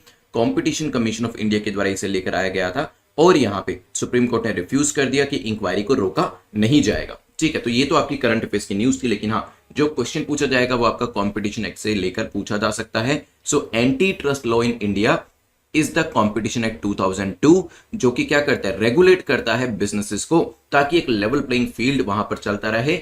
ऐसा नहीं हो कि कुछ बिजनेस जो है कुछ प्रैक्टिसेस को यूज करके अनफेयर एडवांटेज जो है वो यहां पर ले जाए। इमेजिन करें कि एग्जाम हो रहा है, यूपीएससी का एग्जाम हो रहा है, यहां पर आप बैठे हैं और आपसे आगे भी एक स्टूडेंट बैठा है, उसको जो एग्जामिनर है वो हेल्प कर रहा है पेपर को सोल्व करने के लिए, या फिर वो अपने साथ चिट लेकर आया जिसको वो यूज कर रहा है। बाकी सभी जो स्टूडेंट्स है क्लास के अंदर वो बिल्कुल फेयर मैनर में एग्जाम कर रहे हैं, तो यहां पे इस व्यक्ति को तो एक एक्स्ट्रा एडवांटेज मिल गई ना। तो इस तरीके की एडवांटेज बिजनेस सेक्टर के अंदर ना मिले, तो इस वजह से कंपटीशन एक्ट को लेकर आया गया है। तो पहली जो स्टेटमेंट है वो बिल्कुल ठीक हो जाती है।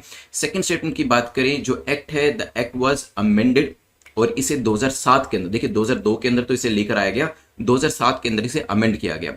और जब अमेंडमेंट इसकी करी गई, competition commission of India and the competition appellate tribunal जो थे इनको बनाया गया। तो दो बॉडीज बनाई गई 2007 के अंदर, competition commission of India and competition appellate tribunal, ठीक है। सो यहां पर ध्यान रखिएगा, under this act competition commission of India is the appellant body. No, देखिए दो बॉडी बना ली, एक तो कॉम्पिटिशन कमीशन ऑफ इंडिया बना दी, एक कॉम्पिटिशन एपलेट ट्रिब्यूनल बना दी। अब जो एपलेट ट्रिब्यूनल बनाई है उसी का तो काम होगा ना अपील्स को यहां पर देखना, ठीक है। सो कॉम्पिटिशन कमीशन ऑफ इंडिया जो है ये एपलेट बॉडी नहीं है, एक सेपरेट बॉडी है जो कि अपील्स को मैनेज करती है। तो सेकंड स्टेटमेंट इसी वजह से इनकरेक्ट हो जाती है। आंसर क्या हो जाएगा आपका यहां पर, आंसर विल बी। चलते हैं यहां से आगे बढ़ते हुए कॉम्पिटिशन कमीशन ऑफ इंडिया से सेकंड क्वेश्चन को देखते हैं, जो कि कह रहा है वेरियस लैंग्वेजेस को कंसीडर करें और बताएं कि यहां पर कौन सी भाषा को क्लासिकल लैंग्वेज का दर्जा दिया जा चुका है, मराठी को, तमिल को, तेलुगु को, या फिर मलयालम को। मैं 10 सेकेंड्स आपके शुरू कर देता हूं। करंटली देयर आर 6 लैंग्वेजेस, हमारे पास 6 भाषाएं ऐसी हैं जिनको कि क्लासिकल लैंग्वेज का दर्जा है वो दिया हुआ है। अभी रिसेंटली जो है बात चल रही थी इसको लेकर कि जो मराठी भाषा है इसको भी क्लासिकल लैंग्वेज का दर्जा देना चाहिए। अब आगे आने वाले टाइम में पता चलेगा कि मराठी भाषा को ये दर्जा दिया जाता है या नहीं, बट हाँ इसको कंसीडर जरूर किया जा रहा है। अगर बात करें तमिल जो है, तेलुगु जो है, मलयालम जो है, इसको ऑलरेडी जो क्लासिकल भाषा है, क्लासिकल लैंग्वेजेस है, उसका दर्जा दिया जा चुका है। तो आंसर क्या हो जाएगा, B will be the correct answer. Marathi को भी बहुत जल्दी इस लिस्ट में शामिल किया जा सकता है। तमिल को 2004 में सबसे पहले ये दर्जा मिल गया था और नेक्स्ट ईयर संस्कृत को भी मिल गया, फिर कन्नड़ भाषा को मिला, तेलुगु, मलयालम, उड़िया। तो साउथ इंडिया की सारी भाषाएं जो हैं वो भी यहाँ पे द्रविडियन लैंग्वेज यहाँ पे एग्जिस्ट करती है इस क्लासिकल लैंग्वेजेस में, एंड संस्कृत भाषा को भी इसमें ऐड किया गया है। कई बार इसका क्रोनोलॉजिकल ऑर्डर भी पूछा जा सकता है। 4 भाषाएं आपको दे देंगे और फिर बताएंगे पहले कौन सी ऐड करी गई, उसके बाद कौन सी, देन कौन सी और फाइनली कौन सी। ध्यान रखिएगा रिसेंटली उड़िया को मिला था 2014 के अंदर, और हो सकता है 2021 में यहां पे हमें मराठी भाषा भी देखने को मिले। चलिए चलते हैं यहां से आगे बढ़ते हुए नेक्स्ट क्वेश्चन को देखते हैं, जो कि आईपीसीसी को लेकर है। IPCC has been set up by, जो inter governmental panel on climate change है, जिसकी अभी रिपोर्ट के बारे में काफी ज्यादा बात करी जा रही थी। वैसे भी इवन बात करें 2011-12 के अंदर भी ये काफी ज्यादा न्यूज में था, तब ये हिमालय को लेकर बात कर रहा था कि हिमालय के अंदर मेल्टिंग जो है काफी ज्यादा हो रही है, और तब के एनवायरमेंट मिनिस्टर जो जयराम रमेश थे उन्होंने आईपीसीसी की रिपोर्ट को मानने से मना कर दिया था। खैर यहां पर आईपीसीसी दोबारा से कुछ चीजों को लेकर आ रहा है। इनकी 6th असेसमेंट रिपोर्ट जो है, इसका पहला पार्ट, क्योंकि 6th असेसमेंट रिपोर्ट के अलग अलग पार्ट्स आएंगे, इसका पहला पार्ट रिलीज कर दिया गया है और इसकी acceptability all over the world काफी ज्यादा होती है। इसी वजह से आईपीसीसी आजकल काफी न्यूज में है। बात करी जाए तो ये किसके अंतर्गत आता है, किसके द्वारा सेटअप किया गया, वर्ल्ड मेटीरियोलॉजिकल ऑर्गेनाइजेशन एंड यूएनईपी के द्वारा, आईयूसीएन डब्ल्यूडब्ल्यूएफ के द्वारा, यूएनसीबीडी के द्वारा, या फिर none of the above. Time period में शुरू कर देता हूं। आप सोचिए इंटर गवर्नमेंटल पैनल और क्लाइमेट चेंज जो है इसे किसके द्वारा सेटअप किया गया था। वैसे इसे जो सेटअप है 1988 में किया गया और ये जो है WMO एंड UNEP के द्वारा किया गया है। आंसर क्या हो जाएगा? A will be the correct answer. चलिए देखते हैं आगे जो और भी पार्ट्स हैं इनके आने वाले हैं और उस रिपोर्ट्स के अंदर देखेंगे कि क्या इसके अंदर मेंशन किया गया। यहाँ पे भी देखेंगे तो WMO और UNEP लिखा हुआ है। इसे कहते हैं कि व्हेन यू स्टडी और whenever you watch the news, तो अपनी ऑब्जर्वेशन को बहुत सही तरीके से रखिएगा, क्योंकि बहुत सारी चीज़ें हो सकता है आप किताब में ना पढ़ें या फिर कहीं पे भी इवन न्यूज़पेपर में भी ना पढ़ें, लेकिन हाँ अगर आप सही तरीके से देख रहे हैं तो बहुत सारे आंसर तो आपको वैसे ही समझ में आ जाएंगे। चलते हैं यहां से आगे बढ़ते हुए क्वेश्चन नंबर 4 को देखते हैं, जो कि विवाद से विश्वास स्कीम को लेकर है। पूछा गया है विवाद से विश्वास योजना के बारे में बताइए, करेक्ट स्टेटमेंट आपकी कौन सी है। ये क्या करता है, ये इसका एम, इसका एजेंडा जो है वो ये है कि हमें क्या करना है, हमें लिटिगेशन जो है इनडायरेक्ट टैक्स को लेकर खत्म करनी है, कम करनी है। It is a compulsory scheme implemented by finance ministry. Time period में शुरू कर देता हूं। विवाद से विश्वास स्कीम के बारे में बताएं कि क्या ये किस मंत्रालय का जो नाम लिखा है वो बिल्कुल करेक्ट है कि नहीं है, और क्या यहां पर इनडायरेक्ट टैक्स को लेकर बात करी जाती है। चलिए, यूनियन फाइनेंस मिनिस्ट्री ने अभी ये चीज बताई that the government has received 53,684 crore so far from the direct tax dispute resolution scheme. जो डायरेक्ट टैक्स डिस्प्यूट हुआ करते थे, लोगों को अपनी सैलरी के ऊपर, इनकम के ऊपर डायरेक्ट टैक्स देने पड़ते हैं, ठीक है। इनडायरेक्ट टैक्स क्या होता है, जब मार्केट में जाके आप कोई चीज परचेस करते हैं, ऑनलाइन कोई चीज परचेस करते हैं, तो उसके ऊपर जो टैक्स आप देते हैं वो इनडायरेक्ट टैक्स होता है। अपनी सैलरी, अपनी इनकम के ऊपर जो पैसा देते हैं वो डायरेक्ट टैक्स होता है। डायरेक्ट टैक्स को भी लेकर काफी सारे डिस्प्यूट्स होते हैं और यहां पर बताया गया कि विवाद से विश्वास स्कीम के अंतर्गत जो गवर्नमेंट है उनको 53,684 करोड़ रुपए अभी मिला है। पहली स्टेटमेंट की बात करें तो यहां पे लिटिगेशन को रिड्यूस करने की बात है, बिल्कुल ठीक है। पेंडिंग डायरेक्ट टैक्स डिस्प्यूट जो होते हैं उसको कम करने की बात इसके अंदर करी गई है। मतलब जो टैक्स पेयर्स होते हैं उनसे लड़ाई नहीं करनी है, उनसे एमिकेबली इस तरीके के जो इश्यूज हैं उनको रिजोल्व करना है। But it is not associated with indirect tax, it is associated with direct tax. ध्यान रखिएगा, it is a voluntary scheme, जो कि मैंडेटरी बिल्कुल भी नहीं है, कंपल्सरी नहीं है, इट इज वॉलंटरी। तो वॉलंटरी है तो मर्जी है व्यक्ति की, वो ज्वाइन करना चाहे या ना ज्वाइन करना चाहे। मिनिस्ट्री ऑफ फाइनेंस के द्वारा इसे इंप्लीमेंट किया गया और more specifically income tax department is implementing it. दोनों स्टेटमेंट गलत होने की वजह से आंसर क्या हो जाएगा, D will be the correct answer. चलिए चलते हैं यहां से आगे बढ़ते हुए नेक्स्ट टॉपिक को देखते हैं, जो कि क्वेश्चन नंबर 5 है। पूछ रहा है which of the following ministry agency is the nodal body to govern the extradition act of 1962। तो यहां पर कौन सी मिनिस्ट्री या एजेंसी, हमारे यहाँ पे कौन सी ऐसी नोडल बॉडी है जो कि एक्स्ट्राडिशन एक्ट 1962 को गवर्न करती है। क्या ये MHA के द्वारा किया जाता है, मिनिस्ट्री ऑफ डिफेंस इसको गवर्न करती है, या एक्सटर्नल अफेयर मंत्रालय से गवर्न करता है, या फिर ये PMO के द्वारा किया जाता है। 10 सेकेंड्स आपके सामने हैं। एक्स्ट्राडिशन होता क्या है, it is the formal process by which one state surrenders an individual to another state for prosecution और punishment for crimes committed within the jurisdiction of the requesting country. तो यहां पे अगर इंडिया UK को कहता है कि भाई मिस्टर माल्या को यहां पर हमें भेज दीजिए, हमें यहां पर इनके अगेंस्ट में कार्रवाई करनी है, क्योंकि इन्होंने कुछ क्राइम, फाइनेंशियल क्राइम जो वो यहां पर करे हैं, क्योंकि वो कौन है, वो हमारे इकोनॉमिक ऑफेंडर है, वो इंडिया के अंदर इकोनॉमी से रिलेटेड और आपके कहें कि फाइनेंस से रिलेटेड ऑफेंसेस करके UK में भाग कर गए, तो उनको यहां पर अगर वापस बुलाया जाता है तो ये आपका एक्स्ट्राडिशन के अंदर आता है। नोडल अथॉरिटी की बात करें, जो consular passport visa CPV division है, ये इसको पूरा मैनेज करता है। और CPV जो आपका डिवीजन है, consular passport and visa division, ये MEA ministry of external affair के अंतर्गत आता है। That is the nodal authority that administer the extradition act and processes incoming and outgoing extradition request. जो रिक्वेस्ट हम भेजते हैं या जो रिक्वेस्ट हमारे यहां पर आते हैं, क्योंकि हो सकता है कोई व्यक्ति बाहर क्राइम करके इंडिया में आकर छुप गया हो, तो उनको भी वापस भेजने का जो काम है इनके थ्रू किया जाता है। चलिए आंसर क्या हो जाएगा, C will be the correct answer.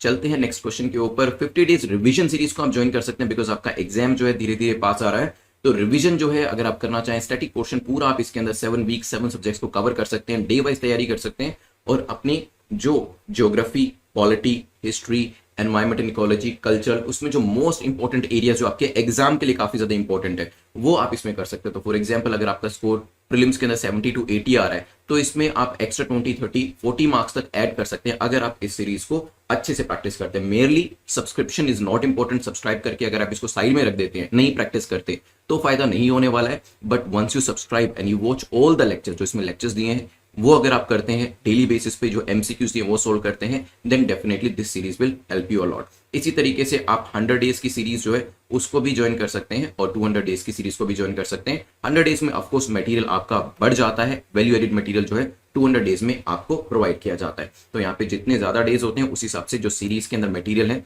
वो बढ़ता जाता है, जो आपको एग्जाम को क्रैक करके एक्स्ट्रा मार्क्स लेने के अंदर हेल्प करता है। जो लोग नेक्स्ट ईयर के लिए तैयारी कर रहे हैं वो तो एक फुल फ्लेज कोर्स के लिए जा सकते हैं मिशन यूपीएससी 2022 के लिए। चलते हैं नेक्स्ट क्वेश्चन, क्वेश्चन नंबर 6 के ऊपर, जो कि बात कर रहा है आईटीबीपी को लेकर, कि बताएं कौन सी स्टेटमेंट आईटीबीपी को लेकर करेक्ट है, कौन सा कथन यहाँ पर इसको लेकर सही है। It's a central arm police force functioning under union home ministry. ये आईटीबीपी जो है ये सेंट्रल आर्म पुलिस फोर्स के अंदर आती है और ये आपके गृह मंत्रालय के अंडर काम करती है। Both the ITBP and Assam rifle guard, जो इंडो चाइना बॉर्डर है, दोनों की प्रोटेक्शन जो है बेसिकली इनके द्वारा करी जाती है। तो यहाँ पे इंडो चाइना बॉर्डर की जब बात करी जाती है, आईटीबीपी एंड असम राइफल जो है इस रीजन की प्रोटेक्शन करती है। टाइम पीरियड में आपका शुरू कर देता हूं। रिसेंटली यूनियन फाइनेंस मिनिस्टर ने यहां पर इनको लेकर एक बात करी है जो मैं आपको बताने वाला हूं, और इसमें आंसर क्या है वो भी मैं यहां पर आपको बताऊंगा। चलिए, सो न्यूज वाज कि पहली बार ऐसा देखा गया कि 2 विमेन ऑफिसर्स जो है उन्होंने आईटीबीपी को ज्वाइन किया थ्रू यूपीएससी एग्जाम, और उन्हें अभी कॉम्बैट रोल के अंदर इंडक्ट किया गया। उसमें से एक जो लेडी ऑफिसर हैं उनके फादर भी आईटीबीपी ऑफिसर थे, उन्होंने अपनी डॉटर को सैल्यूट भी किया, और ये जो चीज़ थी ये नेट के ऊपर, इंटरनेट के ऊपर काफ़ी ज़्यादा वायरल करी जा रही थी। तो खैर आईटीबीपी को लेकर एक बार क्वेश्चन देख लेते हैं यहाँ पर। सो पहली स्टेटमेंट कहती है कि ये सेंट्रल आर्म फोर्स जो है वो यूनियन होम मिनिस्ट्री के अंतर्गत काम करती है। सो आईटीबीपी जो है एक स्पेशलाइज टाइप की आर्म पुलिस फोर्स है, ठीक है। ये जो है इसमें ट्रेन्ड पर्सनल जो होते हैं वेरियस डिसिप्लिन के लिए, जैसे कि माउंटेनियरिंग हो गई, स्कीइंग हो गया, क्योंकि देखिए जो बर्फ वाला रीजन है वहां पर ये रहते हैं, माउंटेनियस रीजन में रहते हैं आईटीबीपी, ठीक है। इंडो टिबेटन बॉर्डर फोर्स, यहाँ पे इनका जो मेन काम होता है वो किस किस एरिया के अंदर, आपकी टैक्टिकल ट्रेनिंग हो गई, ठीक है, माउंटेनियरिंग होगी, स्कीइंग, ये सब स्किल्स इसके अंदर होंगे तो ही ये अपने नेशन को प्रोटेक्ट कर सकेंगे एनिमी अटैक से, ठीक है। It is functioning under home affairs, जो मिनिस्ट्री ऑफ होम अफेयर्स है, जो आपका गृह मंत्रालय उसके अंदर ही काम करे। तो पहली स्टेटमेंट आपकी ठीक हो जाती है। आईटीबीपी का मेन काम अगर बात करें, it also conduct relief and rescue operation जो होते हैं वो भी इनके द्वारा करे जाते हैं। जब भी नेचुरल कैलामिटीज आती हैं तो वहां पर हिमालयन रीजन के अंदर इनका मेन काम यही होता है कि लोगों की जान बचाना। The force has a glorious history of past 6 decades, जहां पर इनके जवानों ने, आईटीबीपी के जवानों ने काफी ज्यादा सेक्रीफाइसेस जो है वो भारत देश के लिए दिए। चलिए सेकंड स्टेटमेंट की बात करें तो यहां पर अगर मैं आईटीबीपी और असम राइफल के बारे में डिस्कशन करूं, पहले क्या होता था, पहले की बात करें तो बिल्कुल ठीक है, आईटीबीपी और असम राइफल जो थी वो दोनों ही इंडिया चाइना बॉर्डर को प्रोटेक्ट करते थे। लेकिन 2004 के अंदर एक ग्रुप ऑफ मिनिस्टर, पहले इसे कई बार ईजीओएम बनाए जाते थे या जीओएम बनाए जाते थे, ग्रुप ऑफ मिनिस्टर या एम्पावर्ड ग्रुप ऑफ मिनिस्टर, इनकी रिकमेंडेशन के हिसाब से 1 बॉर्डर 1 फोर्स की बात करी गई। 1 बॉर्डर 1 फोर्स, ठीक है। जैसे आजकल 1 नेशन 1 कार्ड की बात करी जाती है ना, या फिर 1 पेंशन के बारे में भी आपने सुना होगा। तो उस टाइम पे 1 बॉर्डर 1 फोर्स के बारे में बात करेगी कि एंटायर इंडो चाइना का जो स्ट्रेच है उसे आईटीबीपी को ही संभालने देना चाहिए और उन्हीं को ही एक गार्डिंग ड्यूटी जो है वो देनी चाहिए। और उसी तरीके से जो आईटीबीपी है, पहले तो काफी जगह तो खुद ही काम कर रही थी, लेकिन सिक्किम, अरुणाचल प्रदेश, जहां पे असम राइफल्स को डेप्यूट करके रखा था 2004 से, उनको यहां पर रिप्लेस कर दिया गया आईटीबीपी के द्वारा। तो आंसर क्या हो जाएगा? सेकंड स्टेटमेंट इनकरेक्ट है, क्योंकि सिर्फ आईटीबीपी जो है वो इसको मैनेज करती है। आंसर विल बी ए, ध्यान रखिएगा। चलते हैं यहां से आगे बढ़ते हुए नेक्स्ट टॉपिक को डिस्कस करते हैं। नेक्स्ट टॉपिक हमारा क्वेश्चन नंबर 7 है, जो कि कह रहा है which of the following is the theme for international day of world indigenous people. World indigenous people 2021 के लिए इस बार का थीम क्या है? 4 ऑप्शन आपके सामने है। टाइम पीरियड मैंने शुरू कर दिया है। International day of indigenous people, इसे अभी रिसेंटली 9 अगस्त को हमने ऑब्जर्व किया, और उसके बाद ऑब्जर्व करने के बाद नेक्स्ट डे से ही काफी सारे आर्टिकल्स इसको लेकर न्यूज़पेपर में आने शुरू हो गए। 2021 थीम की बात करते हैं। So it is leaving no one behind. अगर लीविंग नो वन बिहाइंड है, ये तो चारों में ही दिया हुआ है, तो यहां से नहीं पता चलेगा। Indigenous people and the call for a new social contract. Indigenous people and the call for a new social contract, ये आपका यहां पर थीम है। तो आंसर क्या हो जाएगा? A will be the correct answer. So indigenous people and the call for a new social contract, नए सोशल कॉन्ट्रैक्ट की जो यहां पर बात करी जा रही है। This event also recognise achievement and contribution, जो कि इंडिजिनस लोगों के द्वारा दिया गया है एनवायरमेंट प्रोटेक्शन को लेकर, ठीक है। क्योंकि इंडिजिनस लोग जो हैं वो खास तौर पे बहुत ज्यादा पोल्यूशन के लिए नहीं जाने जाते हैं, पोल्यूशन को एमिट करने के लिए नहीं जाने जाते हैं, और उनकी जो मिनिमलिस्टिक लाइफ होती है उसके हिसाब से वो रहते हैं, जो कि कहीं ना कहीं एनवायरमेंट को प्रोटेक्ट करने में कंपेयर टू अदर पीपल ज्यादा कंट्रीब्यूट करते हैं, ये ध्यान रखिएगा। It was first pronounced by, ये जो पूरा आपका दिन है इंडिजिनस पीपल का, united nation general assembly December 1994 में कहा गया कि इस तरीके का एक अवेयरनेस का दिन जो है हमें सेलिब्रेट ऑब्जर्व करना चाहिए। चलिए यहां से आगे बढ़ते हुए चलते हैं नेक्स्ट क्वेश्चन के ऊपर, and next question is talking about जजेस ऑफ हाई कोर्ट। पूछा गया consider the following statement with reference to appointment of a जज ऑफ अ हाई कोर्ट। दो स्टेटमेंट आपको दी हैं, आपको बताना है करेक्ट स्टेटमेंट क्या है, फिर मैं आपको जो न्यूज है वो भी बताने वाला हूं। एवरी जज of a high court shall be appointed by the governor by warrant under his hand and seal after the consultation of chief justice of India. CJI से पूछने के बाद यहां पर जो गवर्नर होते हैं उनके द्वारा हाई कोर्ट के जज को अपॉइंट किया जाता है। A person shall be disqualified for appointment as a judge of high court only when he has for at least 10 years held a judicial office in the territory of India। तो यहाँ पे qualification कब दी जाती है? A person shall be qualified जब यहाँ पर उन्होंने क्या किया हो, 10 साल मिनिमम की बात करी जा रही है, यहाँ पे जुडिशियल ऑफिस में काम किया हो और कह सकते हैं किसी ऑफिस को हेल्ड किया। तो यहाँ पे मैं आपका टाइम पीरियड जो है शुरू कर देता हूँ, जल्दी से मुझे बताएं क्या आंसर होगा, फिर करते हैं डिस्कशन इसको लेकर, और न्यूज जो है वो भी मैं आपको बताने वाला हूँ।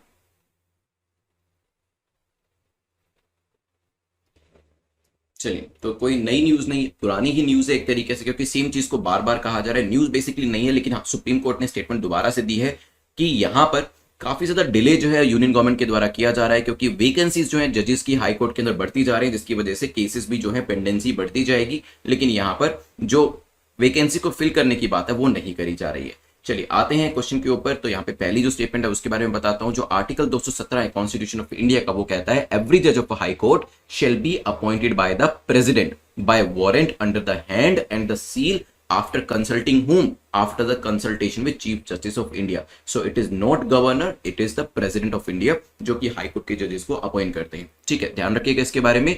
यहां पर अगर बात करी जाए, प्रेसिडेंट ने कंसल्टेशन करी चीफ जस्टिस ऑफ इंडिया से, गवर्नर ऑफ स्टेट से, and in the case of appointment of जज other than the chief justice of high court shall hold office in the case of additional और acting जजेस। और यहां पर अगर removal भी कर रहा होता है, जज में be remove from his office by the president. और ये जो चीज है आर्टिकल 124 के अंदर दी गई है, जिसमें पूरा प्रोसेस जो है पार्लियामेंट के अंदर भी चलाया जाता है। चलिए, तो पहली स्टेटमेंट तो हो जाती है इनकरेक्ट। सेकंड देखते हैं, person shall be qualified for appointment as a जज of high court only when he has for at least 10 years held a judicial office in the territory in India. क्या सिर्फ यही रिक्वायरमेंट होती है? बताएं। अ पर्सन जो क्वालिफिकेशन के लिए आ रहा है उसकी रिक्वायरमेंट क्या होगी, बताएं। यहां पे a person shall not be qualified for appointment as a जज ऑफ हाई कोर्ट अनलेस दो कंडीशन सेटिस्फाई होती है। फर्स्ट, एटलीस्ट 10 years के लिए जुडिशियल ऑफिस को होल्ड करना है, या फिर इसकी जगह पे एटलीस्ट 10 years वो एडवोकेट रह सकते हैं हाई कोर्ट के और 2 or more सच कोर्ट्स के इन सक्सेशन। तो यहां पर जो ओनली शब्द दिया गया है, इसकी वजह से ये स्टेटमेंट जो आपकी है वो गलत हो जाती है, और दोनों स्टेटमेंट गलत होने की वजह से आंसर क्या हो जाएगा, D will be the correct answer. चलिए चलते हैं यहां से आगे बढ़ते हुए नेक्स्ट टॉपिक को देखते हैं, जो कि क्वेश्चन नंबर 9 को लेकर है। पूछा गया है जो constitution schedule tribe order amendment bill 2021 अभी रिसेंटली राज्यसभा में ये ऑलरेडी आ चुका था और अभी लोकसभा में इसको बेसिकली पास कराया जा रहा है, उसको लेकर दो स्टेटमेंट दी गई है। पहली कहती है बिल जो है रिमूव करता है अबोर ट्राइब को from the list of identified STs in Arunachal Pradesh. Arunachal Pradesh में जो एसटी की लिस्ट है उसमें से अबोर ट्राइब को रिमूव किया जा रहा है। कॉन्स्टिट्यूशन एम्पावर करता है प्रेसिडेंट को कि वो एसटीज जो है in various states and UTs उसको यहां पर बता सके, स्पेसिफाई कर सके। तो 10 सेकंड्स का टाइम पीरियड में शुरू कर देता हूं, जल्दी से मुझे बताएं क्या आंसर होगा। पार्लियामेंट ने अभी schedule tribe order amendment bill 2021 जो है लोकसभा के अंदर इसे पास किया है, राज्यसभा के अंदर ऑलरेडी अप्रूवल किया जा चुका है। बिल जो है अमेंड करता है जो 1950 का हमारा पुराना ऑर्डर था उसको, और यहां पर भी जो दोनों स्टेटमेंट है जिसमें अबोर ट्राइब को रिमूव किया गया और जो प्रेसिडेंट को लेकर बात करी गई है कि यस इनके पास ये पावर होती है कि ये शेड्यूल ट्राइब जो है उनको स्पेसिफाई कर सकते हैं। तो दोनों स्टेटमेंट ठीक होने की वजह से आंसर हमारा सी हो जाएगा। चलते हैं लास्ट क्वेश्चन के ऊपर। The last question talks about सीखो और कमाओ स्कीम। सीखो और कमाओ स्कीम के बारे में पूछा है कि बताइए करेक्ट स्टेटमेंट आपकी कौन सी है। पहली स्टेटमेंट कहती है ये एक स्किल डेवलपमेंट स्कीम है जो कि 18 से 35 साल के बच्चों के लिए या कहें कि एज ग्रुप के लिए होती है। The scheme ensures 75% placement out of which 50% should be in organise sector. तो इसमें 75% प्लेसमेंट जो है वो इंश्योर करी जाती है, जिसमें से 50% ऑर्गेनाइज सेक्टर में लाई जाती है। Post placement support of 2000 per month जो है वो भी यहाँ पर दिया जाता है। मैं आपका टाइम पीरियड यहाँ पर शुरू कर देता हूं, आप सोचिए इसके बारे में, फिर करेंगे डिस्कशन इसको लेकर। बताइए क्या आंसर होगा। चलिए, तो यहां पर सबसे पहले तो ध्यान रखिएगा जो एज ब्रैकेट यहां पे दिया गया, कोई बता सकते हैं एज ब्रैकेट कितना है यहां पर? लेट्स सी कितने लोगों को पता है। So it is 14 to 35 years, ना कि 18 टू 35 ईयर्स। तो पहली जो स्टेटमेंट है वो इनकरेक्ट हो जाती है, बट ये स्कीम जो है इंश्योर करती है 75% प्लेसमेंट, और साथ ही साथ इसके 50% प्लेसमेंट जो होगी वो ऑर्गेनाइज सेक्टर के अंदर करी जाएगी। और यहाँ पर 2000 रुपए का जो एक असिस्टेंस है, फाइनेंशियल असिस्टेंस, उसको देने की भी बात करी गई है।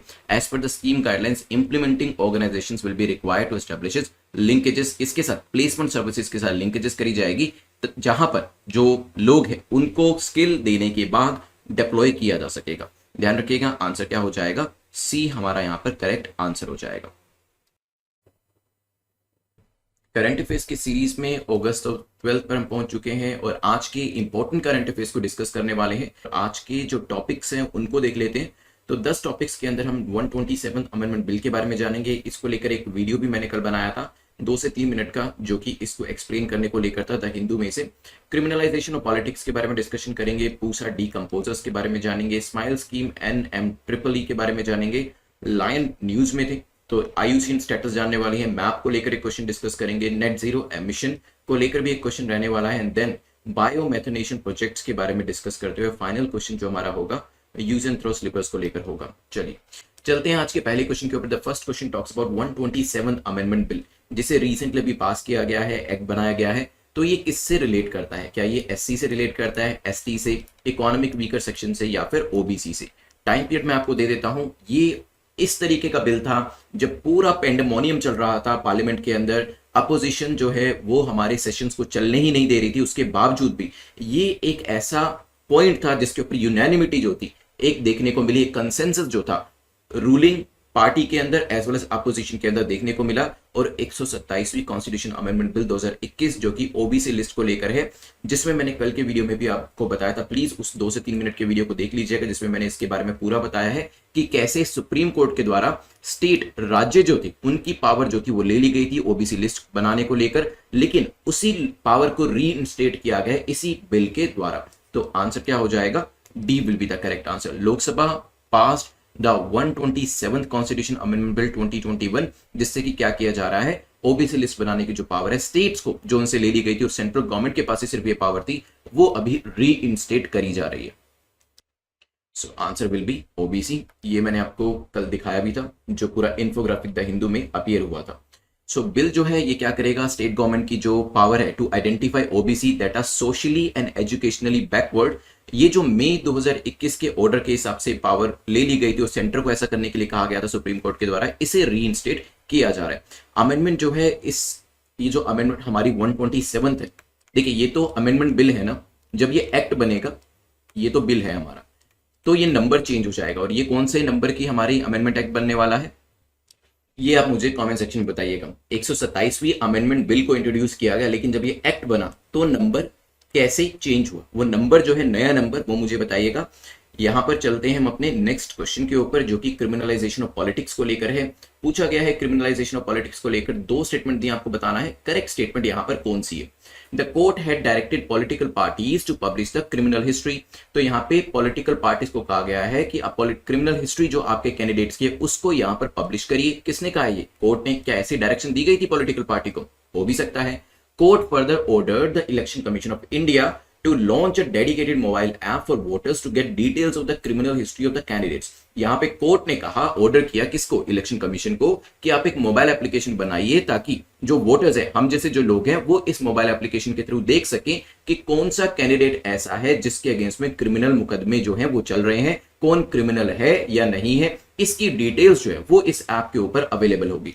क्या इस तरीके की बात भी करी गई थी? ऑर्डर दिया गया था। 10 सेकेंड्स का टाइम दे रहा हूं, सोचिए। बिकॉज शुरुआत में क्या होता था, देखिए शुरू में अगर आज से काफी साल पहले की बात करेंगे तो जो पॉलिटिक्स में लोग आते थे उनको सपोर्ट किया जाता था मसल पावर के द्वारा। तो जो यहां पर गुंडे होते थे वो क्या करते थे, वो वेरियस पार्टीज के मेंबर्स को या फिर वेरियस एस्पिरेशनल लोगों को जो कि पॉलिटिक्स में आना चाहते थे उनको सपोर्ट करते थे। फॉर एग्जांपल, एक पर्टिकुलर जगह में ए जो है वो वहां का सो कॉल्ड भाई है, ठीक है, वहां का गुंडा है, और बी जो है वो एक ऐसा व्यक्ति है जो कि पहले ही इलेक्शन लड़ भी चुका है, अभी उसको इलेक्शन लड़ने और जीतने के लिए सपोर्ट की जरूरत है।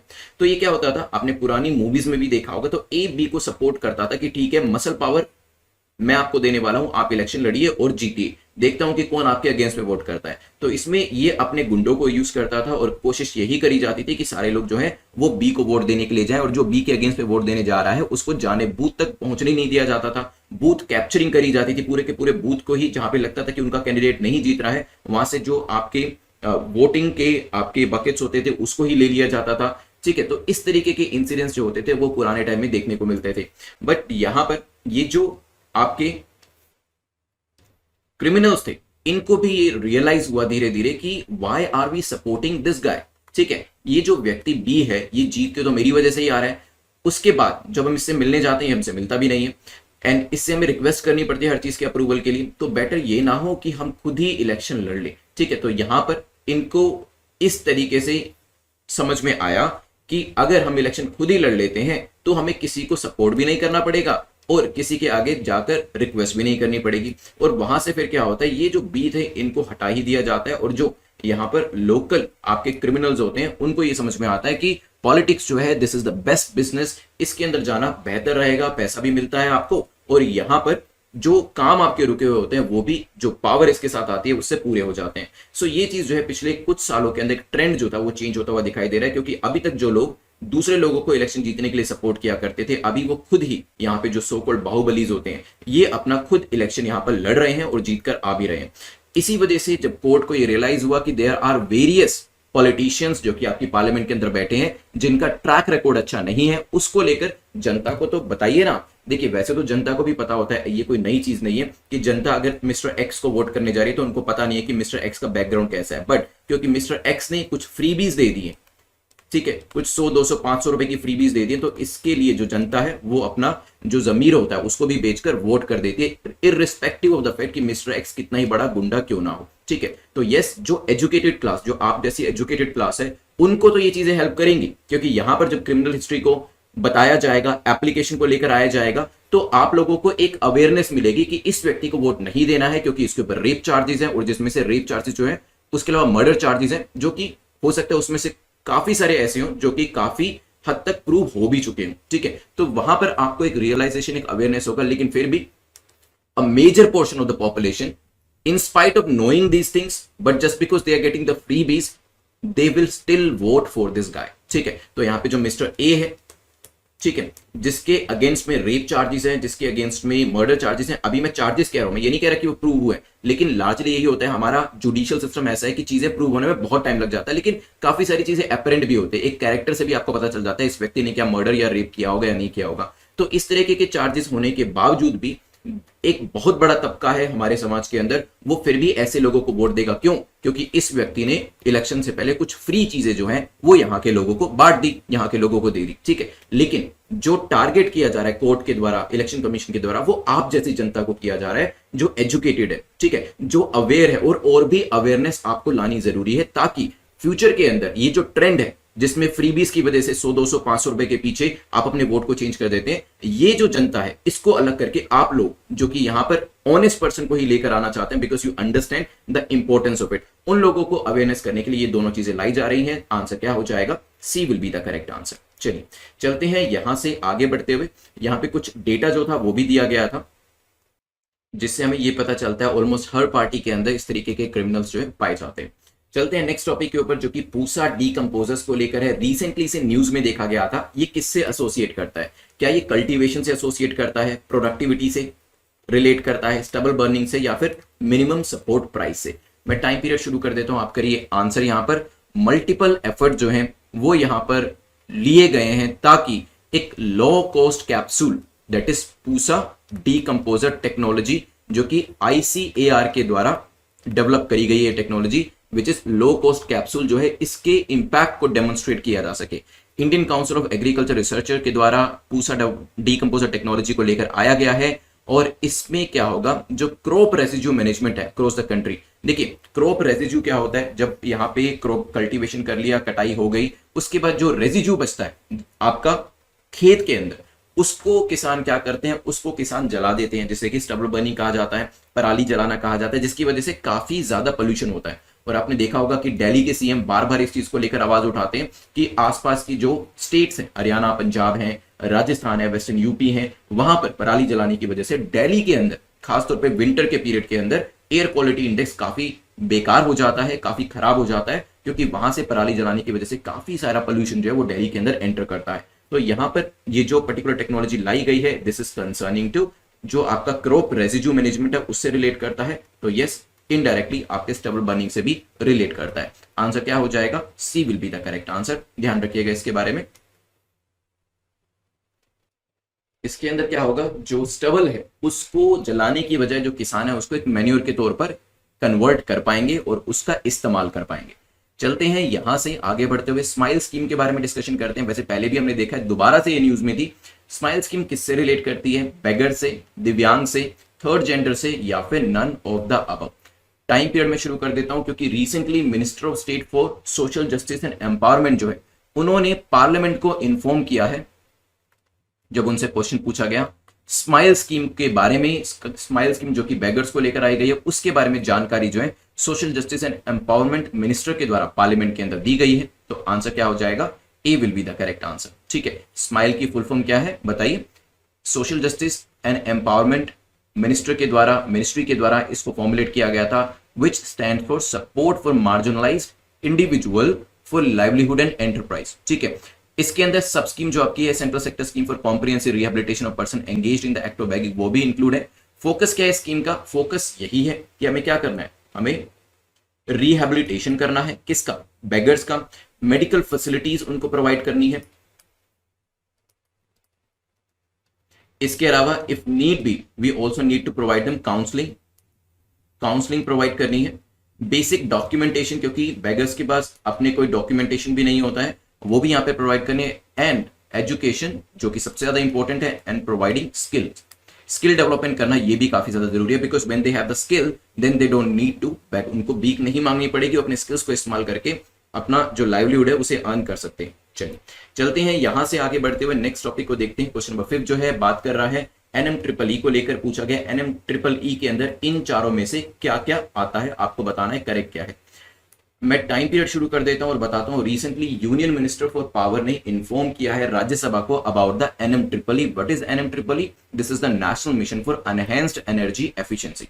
तो ये जो हमारा national mission for enhanced energy efficiency है, इसमें पैट भी आता है। अब पैट क्या फुल फॉर्म बताऊंगा, MTEEE भी आता है, EEFP भी आता है, FEED भी आता है। ये 4 सबमिशन है इसके अंदर, जिसके बारे में अगर आपको इसकी फुल फॉर्म पता है तो प्लीज कमेंट सेक्शन में बताइए, otherwise I am going to tell you the full form as well. Answer क्या हो जाएगा, D. NMEEE that is national mission for enhanced energy efficiency के अंदर ये चारों आते हैं। पैट, PEE पैट क्या है, perform achieve trade, perform achieve trade. PEE क्या है, energy efficiency financing platform. Then आपका है market transformation for energy efficiency, framework for energy efficiency economic development. ठीक है, चलिए चलते हैं यहां से आगे बढ़ते हुए। 50 डेज की सीरीज जो स्टैटिक सब्जेक्ट्स को कवर करने के लिए है, एक तरीके से आपकी रिवीजन सीरीज है और आपका एक क्रैश कोर्स है जिसको आप एनरोल करा सकते हैं exam.netmock.com के ऊपर। और अगर आप वैल्यू एडेड मटेरियल जो है उसको भी चाहते हैं then you can go for 100 day series. और मेंस कंसर्निंग भी अगर आप आंसर राइटिंग भी चाहते हैं then you can go for 200 day series, जिसमें आपको एक्स्ट्रा मटेरियल भी मिलेगा। So it all depends upon your time. अगर आपको लगता है आप थोड़ा सा ज्यादा टाइम दे सकते हैं देन 100 और 200 डेज के लिए जा सकते हैं। और अगर आपको लगता है कि कम टाइम अवेलेबल है then you can go for 50 days revision series. Next year के लिए तैयारी कर रहे हैं तो definitely no need to go for the crash courses, तब आपको एक फुल फ्लेज कोर्स के लिए जाना पड़ेगा, दैट इज मिशन यूपीएससी 2022, क्योंकि अभी टाइम भी आपके पास है और आपका जो बेस है वो इसके थ्रू बन जाएगा, जिसमें आप एनसीईआरटीज को पहले कवर करते हैं और फिर आपकी स्टैंडर्ड बुक्स के जो टॉपिक्स हैं उसको यहाँ पर कवर करना शुरू करते हैं, along with writing practice. Weekly test जो होते हैं वो भी आपको इन सीरीज के अंदर देखने को मिलेंगे। वीकली टेस्ट भी आप कंडक्ट करेंगे, मॉक टेस्ट, जिससे कि आपकी एक असेसमेंट जो है वो यहाँ पर होती चलेगी। चलिए exam.netmock.com पे there are free courses also, जिसको आप ज्वाइन कर सकते हैं, तो यहाँ पर एनरोल जरूर कर लीजिएगा। चलते हैं क्वेश्चन नंबर 6 के ऊपर। What is the IUCN status of lion? Lion अभी न्यूज में था, तो लायन जो है अगस्त August 10th is the date जब प्राइम मिनिस्टर श्री नरेंद्र मोदी ने ग्रीट किया all those passionate about lion conservation on world lions day. World lions day जो है August 10th को हम ऑब्जर्व करते हैं और यहाँ पे प्रधानमंत्री के द्वारा ग्रीट किया गया है, इस वजह से ये और भी ज्यादा इंपॉर्टेंट हो जाता है। क्या ये एंडेंजर्ड कैटेगरी में आता है, वल्नरेबल में आता है, क्रिटिकली एंडेंजर्ड में आता है, या फिर none of the above? Lions किस कैटेगरी के अंदर लिस्टेड है आईयूसीएन के हिसाब से, ये आपको बताना है।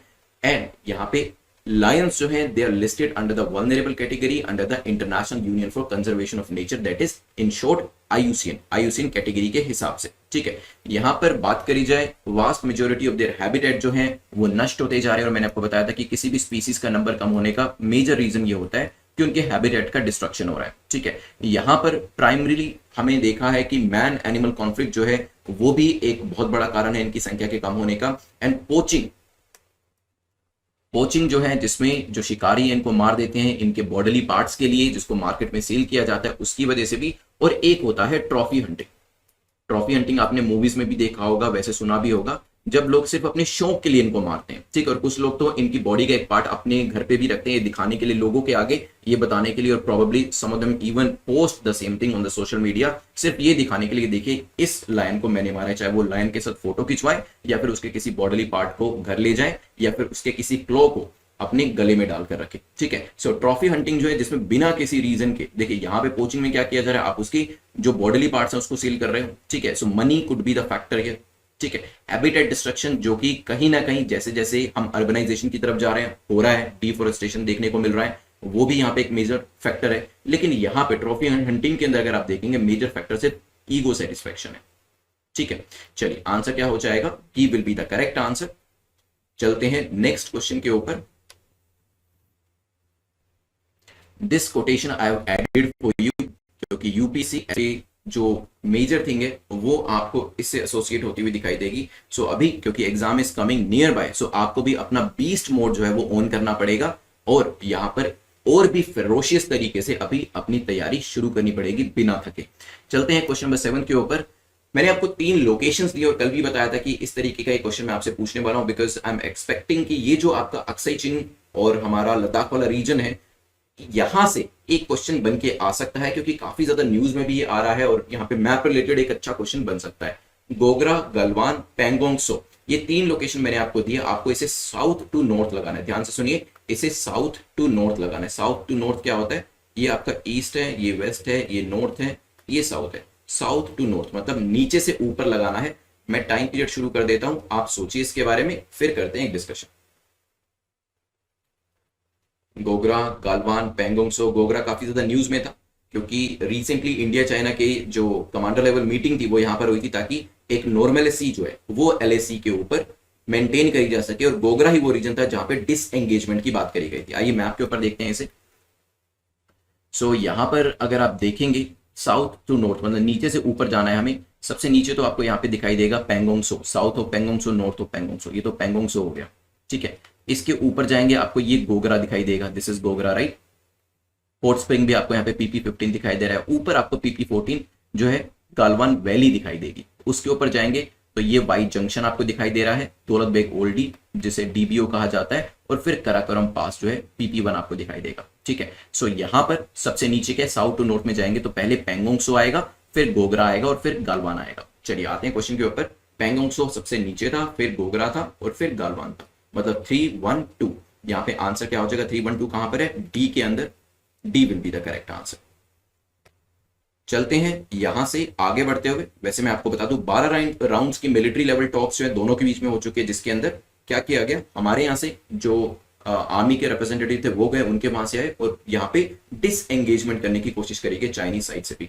चलिए नेक्स्ट क्वेश्चन है, which of the following year is recommended by IPCC to become the net zero emission for countries to strive। तो यहाँ पे IPCC intergovernmental panel on climate change आजकल काफी न्यूज में है। 1995 में पहले अपनी रिपोर्ट लेकर आया था, उसके बाद 2001 में and time and again 5 reports ऐसी जो है वो इनके द्वारा लेकर आई गई हैं। अभी रिसेंटली जो इनकी छठी रिपोर्ट, द 6th रिपोर्ट 2021 के अंदर, उसका फर्स्ट पार्ट जो है वो इशू किया गया। अभी भी 2 पार्ट आने बाकी हैं, लेकिन इन्होंने रेकमेंड भी किया है कि अगर कंट्रीज को नेट जीरो बनना है वो कब तक यहाँ पर इन्होंने टारगेट दिया है।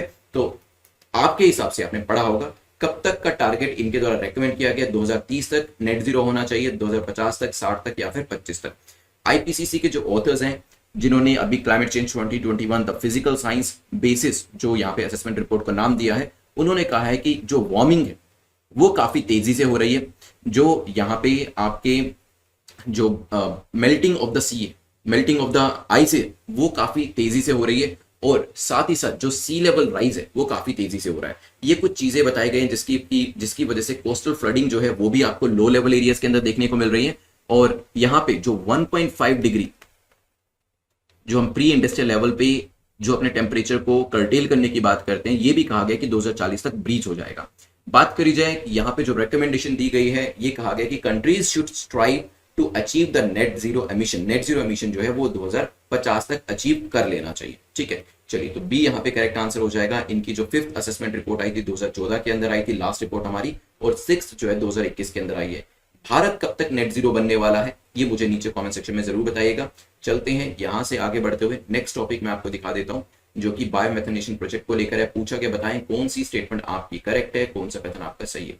ये कैपिटल इंटेंसिव प्रोजेक्ट होते हैं, बायोमेथनेशन प्रोजेक्ट हो सकता है, इसमें ऑपरेटिंग कॉस्ट भी हाई होती है। 2 स्टेटमेंट है, सोचिए। Recently UNIDO, united nation industrial development organisation and MNRE, ministry of new and renewable energy, government of India की तरफ से उन्होंने जेफ को लॉन्च किया। जेफ क्या है? Global environment facility funded loan interest subvention scheme. यहाँ पे जेफ फंडेड स्कीम जो है इसको लेकर आए हैं। ठीक है, यहाँ पे देखिए जेफ तो पहले से एग्जिस्ट करता था, लेकिन Jeff funded loan interest subvention scheme जो है उसको यहाँ पर लेकर आया गया है, ताकि बायोमेथनेशन प्रोजेक्ट जो है इनकी फंडिंग जो है कम से कम कॉस्ट के अंदर करी जा सके। एंड यस, यहाँ पे फंडिंग के लिए हमें जेफ की जरूरत क्यों पड़ी? क्योंकि yes they are capital intensive project, और इसमें ऑपरेशन कॉस्ट काफी ज्यादा होती है, पैसे की रिक्वायरमेंट काफी ज्यादा है बायोमेथनेशन प्रोजेक्ट्स के लिए। इसी वजह से यहाँ पर जो ग्लोबल एनवायरमेंट फैसिलिटी है पैसों के लिए उसका इस्तेमाल जो है किया जा रहा है। चलो ध्यान रखिएगा इसके बारे में। चलते हैं यहाँ से आगे बढ़ते हुए 10th क्वेश्चन को देखते हैं। आज का लास्ट क्वेश्चन है जो कि यूज एंड थ्रो स्लीपर्स को लेकर है। पूछा गया इसको लेकर बताएं आप कौन सी स्टेटमेंट आपकी यहाँ पर सही हो जाती है। ये ट्राइफेड जो ट्राइबल प्रोडक्ट्स के बारे में बात करते हैं उसका एक प्रोडक्ट है। 100% इको फ्रेंडली मटेरियल का इस्तेमाल किया जाता है, और you can like use it for indoor usage as well, home and hotels के अंदर भी आप इसका इस्तेमाल कर सकते हैं। मैं टाइम पीरियड शुरू कर देता हूं, जल्दी से बताएं। Use and throw slippers Chinese product जैसा सुनने में लगता है, लेकिन हाँ क्या है ये बताएं मुझे। कॉमन सेंस को यूज करिएगा, आंसर हो जाएगा। तो सबसे पहले तो ये चीज जानिए कि यस यहाँ पे यूज एंड थ्रो है तो 100% इको फ्रेंडली मटेरियल का यूज होना जरूरी है, अदरवाइज क्या होगा, हम पॉलीथीन जैसी चीज को रिक्रिएट नहीं करना चाहते, क्योंकि पॉलीथीन में क्या होता है, पॉलीबैग्स को इसलिए कर्टेल किया जा रहा है कि उसे यूज एंड थ्रो कर दिया जाता है, जिससे कि प्लास्टिक मटेरियल काफी ज्यादा हमारे एनवायरमेंट को बर्बाद करता है। तो यस इको फ्रेंडली मटेरियल है, होटल होम्स के अंदर इसे यूज किया जा सकता है, ताकि आप इसे यूज करें होटल के अंदर और वहीं पे डस्टबिन में इसे डिस्पोज ऑफ कर दें। ठीक है, देन क्या ये ट्राइफेड के द्वारा लेकर आया गया? Now this is incorrect. सुनने में लग सकता है कि ट्राइबल लोगों से ये प्रोडक्ट बनवाया जा रहा होगा, बट ऐसा नहीं है। ये जो है KVIC का प्रोडक्ट है, khadi and village industry commission का प्रोजेक्ट है under the ministry of micro small medium enterprise. 2 नए प्रोडक्ट्स हैं वो लेकर आए गए, एक है khadi baby wear and homemade paper use and throw slippers. ये 2 चीजें जो है अभी इन्वेंट करी गई हैं। आंसर क्या हो जाएगा? C will be the correct answer. Current affairs की सीरीज में 13 अगस्त पे पहुंच चुके हैं, और इंपॉर्टेंट करंट अफेयर्स को हम MCQ के थ्रू डिस्कस करने वाले हैं। आज के जो 10 टॉपिक्स हम डिस्कस करने वाले हैं इसके अंदर EOS 03 के बारे में जानेंगे, माली के बॉर्डर के बारे में भी डिस्कशन करने वाले हैं, world most consumed vegetable oil के बारे में जानेंगे, प्रधानमंत्री उज्ज्वला योजना सेकंड पार्ट के बारे में डिस्कस करते हुए ग्लोबल यूथ टोबैको सर्वे के बारे में डिस्कशन करेंगे। NCPCR को लेकर एक क्वेश्चन रहने वाला है, माइनॉरिटी इंस्टीट्यूशन को लेकर भी एक MCQ डिस्कस करते हुए हम नेशनल पार्क पे चलेंगे। देन एक पर्सनैलिटी को लेकर डिस्कशन करने वाले हैं, एंड फाइनली फाल्गु रिवर के बारे में डिस्कशन करेंगे। चलिए आज के पहले क्वेश्चन पे चलते हैं। The first question talks about EOS 03। EOS 03 अभी न्यूज में था, इसके बारे में पूछा है कि बताइए कौन सी स्टेटमेंट आपकी करेक्ट है। इसके लिए जो व्हीकल है GSLV F10 का इस्तेमाल किया गया है। It was to be placed in a geosynchronous transfer orbit, इसे GTO के अंदर रखना था। And EOS 02 earth observation satellite इसका मतलब होता है EOS का। इसका जो 02 सैटेलाइट है वो ऑलरेडी लॉन्च किया जा चुका है। मैं यहाँ पे टाइम पीरियड शुरू कर देता हूं आपका, आप 10 सेकंड्स में इसे आंसर देने की कोशिश करें। रिसेंटली अभी न्यूज आई थी, Indian space research organisation second mission जो था इस साल का EOS 03, जिसको कि हमें GTO that is geosynchronous transfer orbit में रखना था, वो यहाँ पर अकम्प्लिश नहीं हो पाया ड्यू टू परफॉर्मेंस एनोमली। तो परफॉर्मेंस एनोमली की वजह से जो क्रायोजेनिक स्टेज थी रॉकेट की वहां पर कुछ फेलियर देखने को मिला जिसकी वजह से मिशन सक्सेसफुल नहीं हो पाया। बट हाँ, इसे जीटीओ के अंदर रखना था और जीएसएलवी F10 व्हीकल जो है उसका इस्तेमाल किया गया था। साथ ही साथ EOS-02 की बात करें तो वो अभी लॉन्च नहीं हुआ है, अभी इसी साल ही कहा जा रहा है कि प्रोबेबली आने वाले कुछ महीनों के अंदर अर्थ ऑब्जर्वेशन सैटेलाइट 02 जो है इसको भी लॉन्च किया जाएगा। तो तीसरी स्टेटमेंट इनकरेक्ट हो जाती है, आंसर क्या हो जाएगा? A will be the correct answer, ध्यान रखिएगा। चलिए, तो EOS-03 जो है इसे लॉन्च किया जा रहा था EOS-02 से पहले, और जो EOS-02 है इसे सितंबर अक्टूबर के आसपास लॉन्च करने के लिए कहा जा रहा है। Launch will try out a new rocket SSLV, जिसे कि स्मॉल सैटेलाइट लॉन्च व्हीकल भी कहा जाता है। तो यहाँ पर SSLV का भी इस्तेमाल व्हीकल के तौर पे किया जाएगा। दो इंडिया जो है उसने 4 तरीके के रॉकेट्स अभी तक डेवलप किए हैं, जिसमें हमारे पास अगर देखा जाए तो SLV है, ASLV है, आपको ज्यादा जो सुनने को मिलता है polar space launch vehicle, and then geosynchronous launch vehicle. ये हमारे पास अलग अलग व्हीकल्स हैं और अभी करंटली 2 ऑपरेशन में है। लेकिन हाँ, SSLV is also design to cater to the increasing demand. जब ज्यादा लॉन्च करने होते हैं छोटे छोटे सैटेलाइट्स के, तो हम क्या करते हैं, जो हमारा SSLV है स्मॉल सैटेलाइट लॉन्च व्हीकल जो है उसका भी इस्तेमाल यहाँ पर किया जाता है, क्योंकि इसमें कॉस्ट कम लगती है और एनर्जी कम इस्तेमाल होती है। चलते हैं सेकंड क्वेश्चन के ऊपर, जो कि माली के बॉर्डर को लेकर पूछा गया, किससे माली का बॉर्डर टच करता है? Algeria, niger, Chad. Time period में शुरू कर देता हूँ। मैप बेस्ड क्वेश्चन मैं आपसे पूछता रहता हूँ, लेकिन हाँ, वो मैप बेस्ड क्वेश्चन वही पूछूंगा जो कहीं ना किसी चीज की वजह से न्यूज में रहे होंगे। रिसेंटली वेस्ट अफ्रीका न्यूज में था, क्योंकि यहाँ पर पहला केस जो है extremely contagious deadly Marburg virus जो है इसका पहला केस जो है वो गिनी के अंदर, मुझे लग रहा था गुआना के अंदर, गिनी के अंदर पहला केस, कहां पर? वेस्ट अफ्रीका के अंदर मार्बर्ग वायरस का पहला केस जो गिनी के अंदर डिटेक्ट किया गया, कंफर्म किया गया। इसी वजह से वेस्ट अफ्रीका में भी अभी टेंशन का माहौल बना हुआ है। वहां पर आपसे पूछा कि माली का बॉर्डर किससे टच करता है, तो एक बार मैप के ऊपर देख लेते हैं। माली देखिए एक बार, माली को देखेंगे, this is Mali. I hope आपको ये दिखाई दे रहा होगा।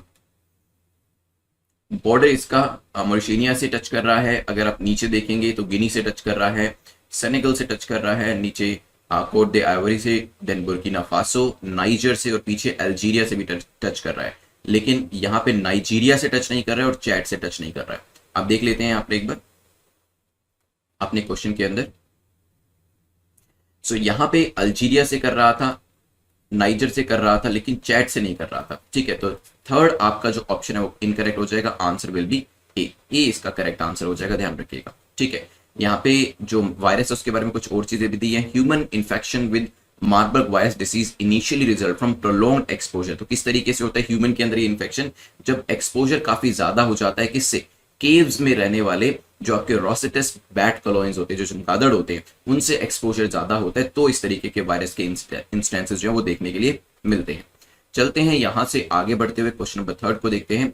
विच of the following is the world's most consumed vegetable oil? तो दुनिया का सबसे ज्यादा कंज्यूम होने वाला वेजिटेबल ऑयल कौन सा है? ऑलिव ऑयल है, पाम ऑयल है, मस्टर्ड है, या फिर कोई और ही टाइप का ऑयल है? आंसर करिए। रिसेंटली हमारे प्राइम मिनिस्टर ने अनाउंस किया एक नया इनिशिएटिव एक पर्टिकुलर ऑयल की प्रोडक्शन को लेकर, ताकि फार्म इनकम को इंक्रीज किया जा सके, और ये है आपका इनिशिएटिव ऑन पाम ऑयल। आप जानते हैं कि इंडिया, इंडोनेशिया और मलेशिया से काफी ज्यादा पाम ऑयल जो है वो इंपोर्ट करता है, क्योंकि हमारे यहाँ पे खपत भी काफी ज्यादा है। साथ ही साथ कुछ टाइम पहले ऐसा हुआ था कि इंडोनेशिया, मलेशिया ने पाम ऑयल के प्राइसेस बढ़ाने शुरू करे। हमने उनसे बात भी करनी चाहिए, बट उससे ज्यादा कुछ सोल्व नहीं हो पाया। तो आप जानते हैं कि प्रेजेंट गवर्नमेंट जो वो इसी तरह ध्यान दे रही है कि जो भी चीजें बाहर हम इंपोर्ट किया करते थे बाहर देशों से, उसको क्यों ना अपने देश के अंदर ही उगाया जाए, और नेट इंपोर्टर बनने की बजाय हम एक नेट एक्सपोर्टर कंट्री के तौर पर सामने आए। आंसर यहां पे क्या हो जाएगा? B will be the correct answer. Palm oil की बात करी जा रही है। स्कीम जो है यहां पर उसको नाम दिया गया है NMEOOP, that is national edible oil mission. Then आगे OP stands for oil palm. ठीक है, ध्यान रखिएगा, नेशनल एडिबल ऑयल मिशन, आगे क्या है? Oil palm. यही सेल्फ रिलायंस के लिए स्कीम लेकर आई जा रही है एडिबल ऑयल सेक्टर के अंदर, और इसमें 11,000 करोड़ की इन्वेस्टमेंट जो है अगले 5 सालों के लिए भी करी जा रही है। तो ध्यान रखिएगा, national mission on edible oil NMEO, या फिर नेशनल एडिबल ऑयल मिशन, कैसे भी आप कहना चाहें कह सकते हैं, बट हाँ किस चीज के लिए? ऑयल पाम के लिए।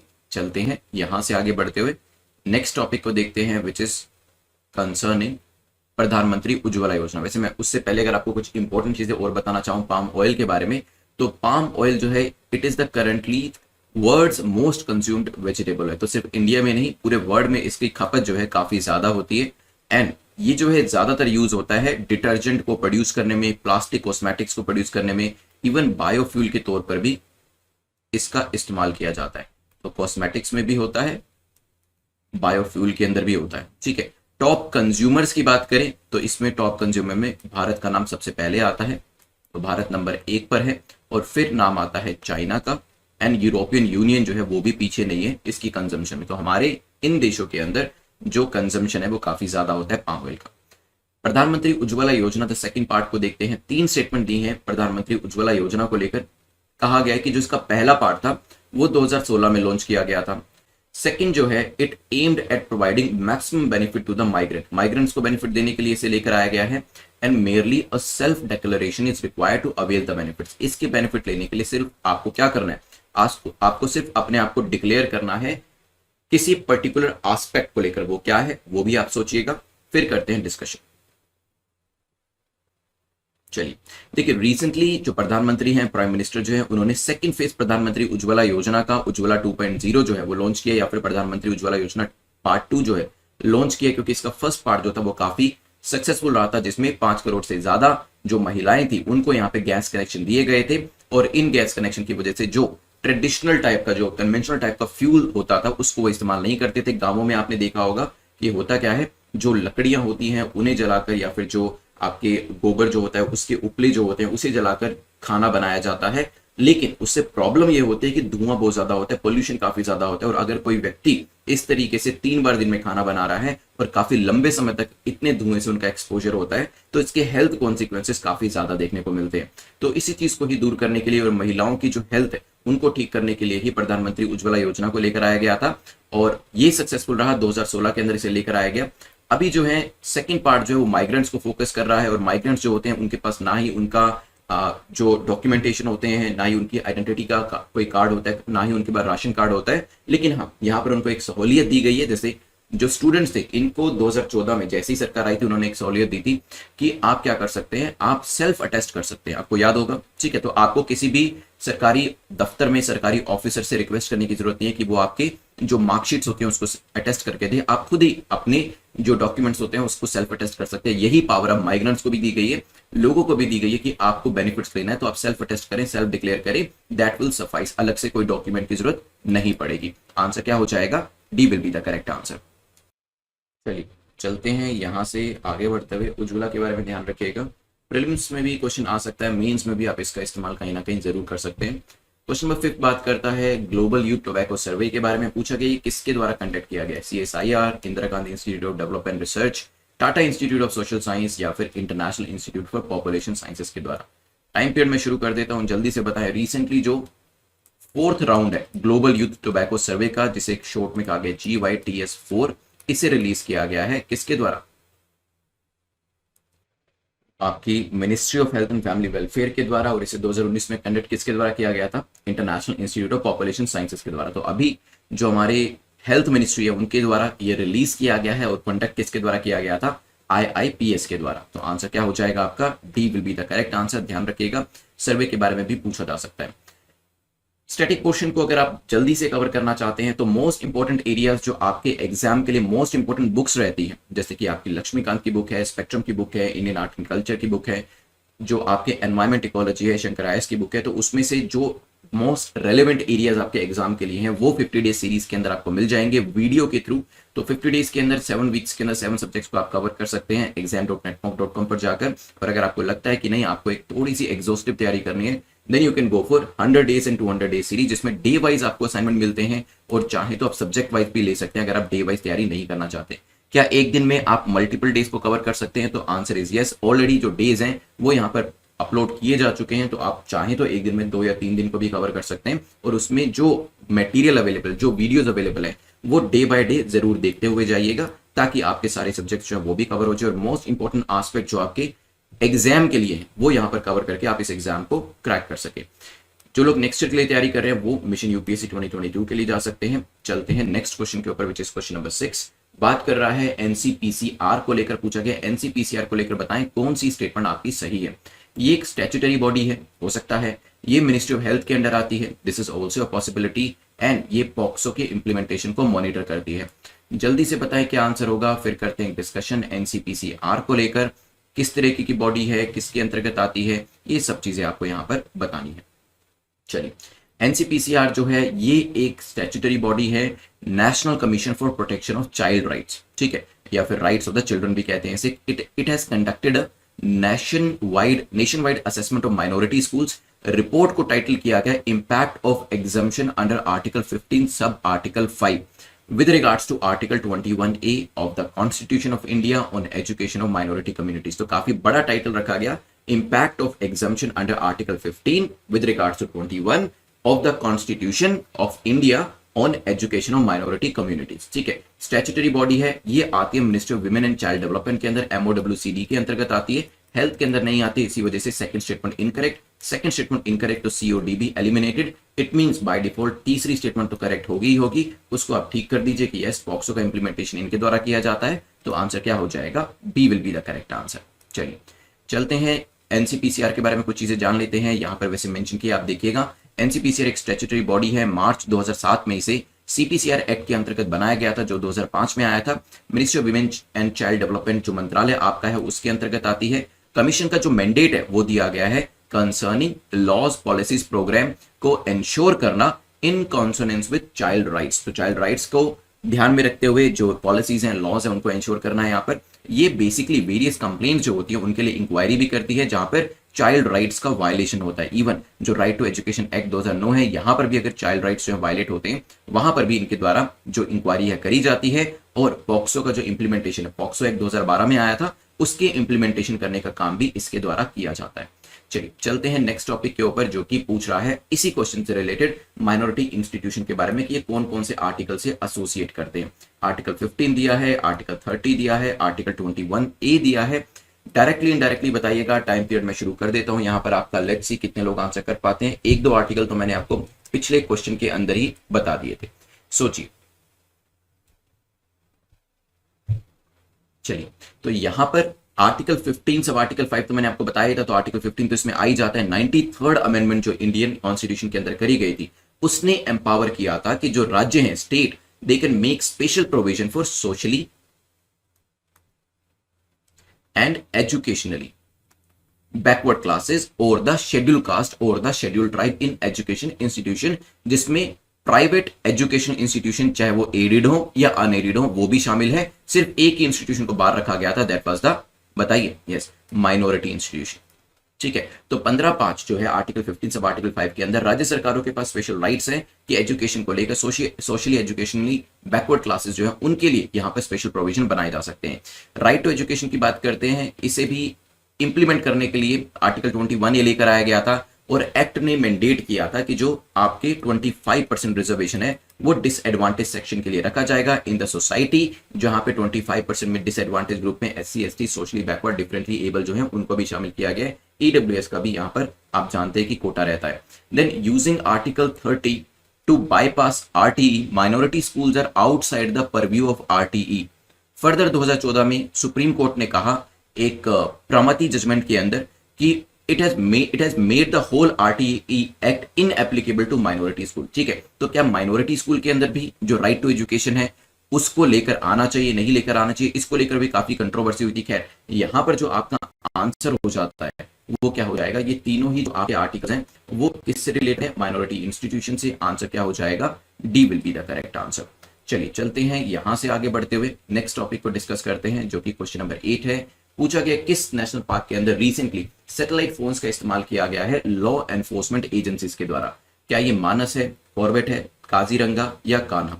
पोचिंग के इंसिडेंसेस काफी ज्यादा हो रहे हैं, उनको रोकने के लिए इस तरीके का एक इनिशिएटिव जो था उसकी जरूरत थी और वो यहां पर लेकर भी आया गया है। कौन से, मैं आपको एग्जाम हिंट दे देता हूं। आसाम के अंदर है अब असम के अंदर तो मानस भी और काजीरंगा भी है, दोनों ही बचे क्योंकि कॉर्बेट यूके का, उत्तराखंड का ये तो एलिमिनेट हो जाता है, एमपी का कान्हा एलिमिनेट हो जाता है। Correct answer is C. तो काजीरंगा जो आपका है नेशनल पार्क, यहाँ पर सैटेलाइट फोन्स का इस्तेमाल किया गया है ताकि पोचिंग के इंसिडेंसेस जो हैं वो यहाँ पर कम किए जा सके, जो यहाँ पर आपकी कह सकते हैं कि जानवरों को मारकर उनके जो अंग होते हैं, जो उनके बॉडीली पार्ट्स होते हैं, उनको स्मगलिंग की कोशिश करी जा रही है। नेक्स्ट एक फेमस पर्सनालिटी जो काफी न्यूज में थी, कंट्रोवर्सी में थी, तो यहाँ पे पूछ लेते हैं इसके ऊपर question. The famous personality of Punj Bhil is associated with which of the following state. तो कौन से राज्य से ये जो पर्टिकुलर पर्सनालिटी है ये जुड़े हुए हैं? क्या ये हरियाणा से जुड़े हुए हैं, मध्य प्रदेश से, राजस्थान से, या फिर झारखंड से? एक डिस्प्यूट हुआ है इसके ऊपर, तभी यहाँ पर क्वेश्चन कंट्रोवर्सी के ऊपर तो नहीं आएगा, लेकिन हाँ ये जो पर्सनैलिटी है इनके ऊपर क्वेश्चन यहाँ पर पूछा जा सकता है। चलिए, राजस्थान के उदयपुर डिस्ट्रिक्ट के अंदर यहाँ पर एक डिस्प्यूट हुआ over hosting of a flag on August 9 on the statue of Rana पुंज भील। एक हिस्टोरिकल फिगर माने जाते हैं और एक हीरो माने जाते हैं ट्राइबल भील कम्युनिटी के द्वारा। ठीक है, तो जो भील कम्युनिटी है उनके द्वारा ये एक हीरो माने जाते हैं। इन्होंने एक टेंशन, ये जो पूरा फ्लैग को होइस्ट किया गया, इसकी वजह से आदिवासी ग्रुप्स जो थे वहां पर कुछ ऐसी टेंशन वाली जो चीज थी वो ट्रिगर हो गई थी। न्यूज जो है ऑफकोर्स पॉलिटिकल पार्टीज और आदिवासी ग्रुप्स के बीच में ये थोड़ा सा कॉन्फ्लिक्ट जो था, टेंशन जो था वो देखने को मिला। वो चीज उतनी ज्यादा इंपॉर्टेंट नहीं है, बट हाँ ये जो पर्सनैलिटी है इनके बारे में जाना जरूरी है, जिनका नाम है राणा पुंज भील। मैंने राणा जान के नहीं लिखा क्योंकि राणा का टाइटल इनको दिया गया था। ठीक है, वो कैसे दिया गया था वो भी बताऊंगा, लेकिन राणा लिख देता तो आंसर करना ईजी हो जाता आपके लिए। सी यहां पर करेक्ट आंसर हो जाता है। ठीक है, तो पुंज भील जी जो है यहाँ पे, या फिर राणा पुंज भील जी जो है, इनको लेकर यहाँ पे कंट्रोवर्सी हुई है। हिस्टोरियंस मानते हैं कि पुंज भील जो है he was the contemporary of 16th century ruler of Mewar.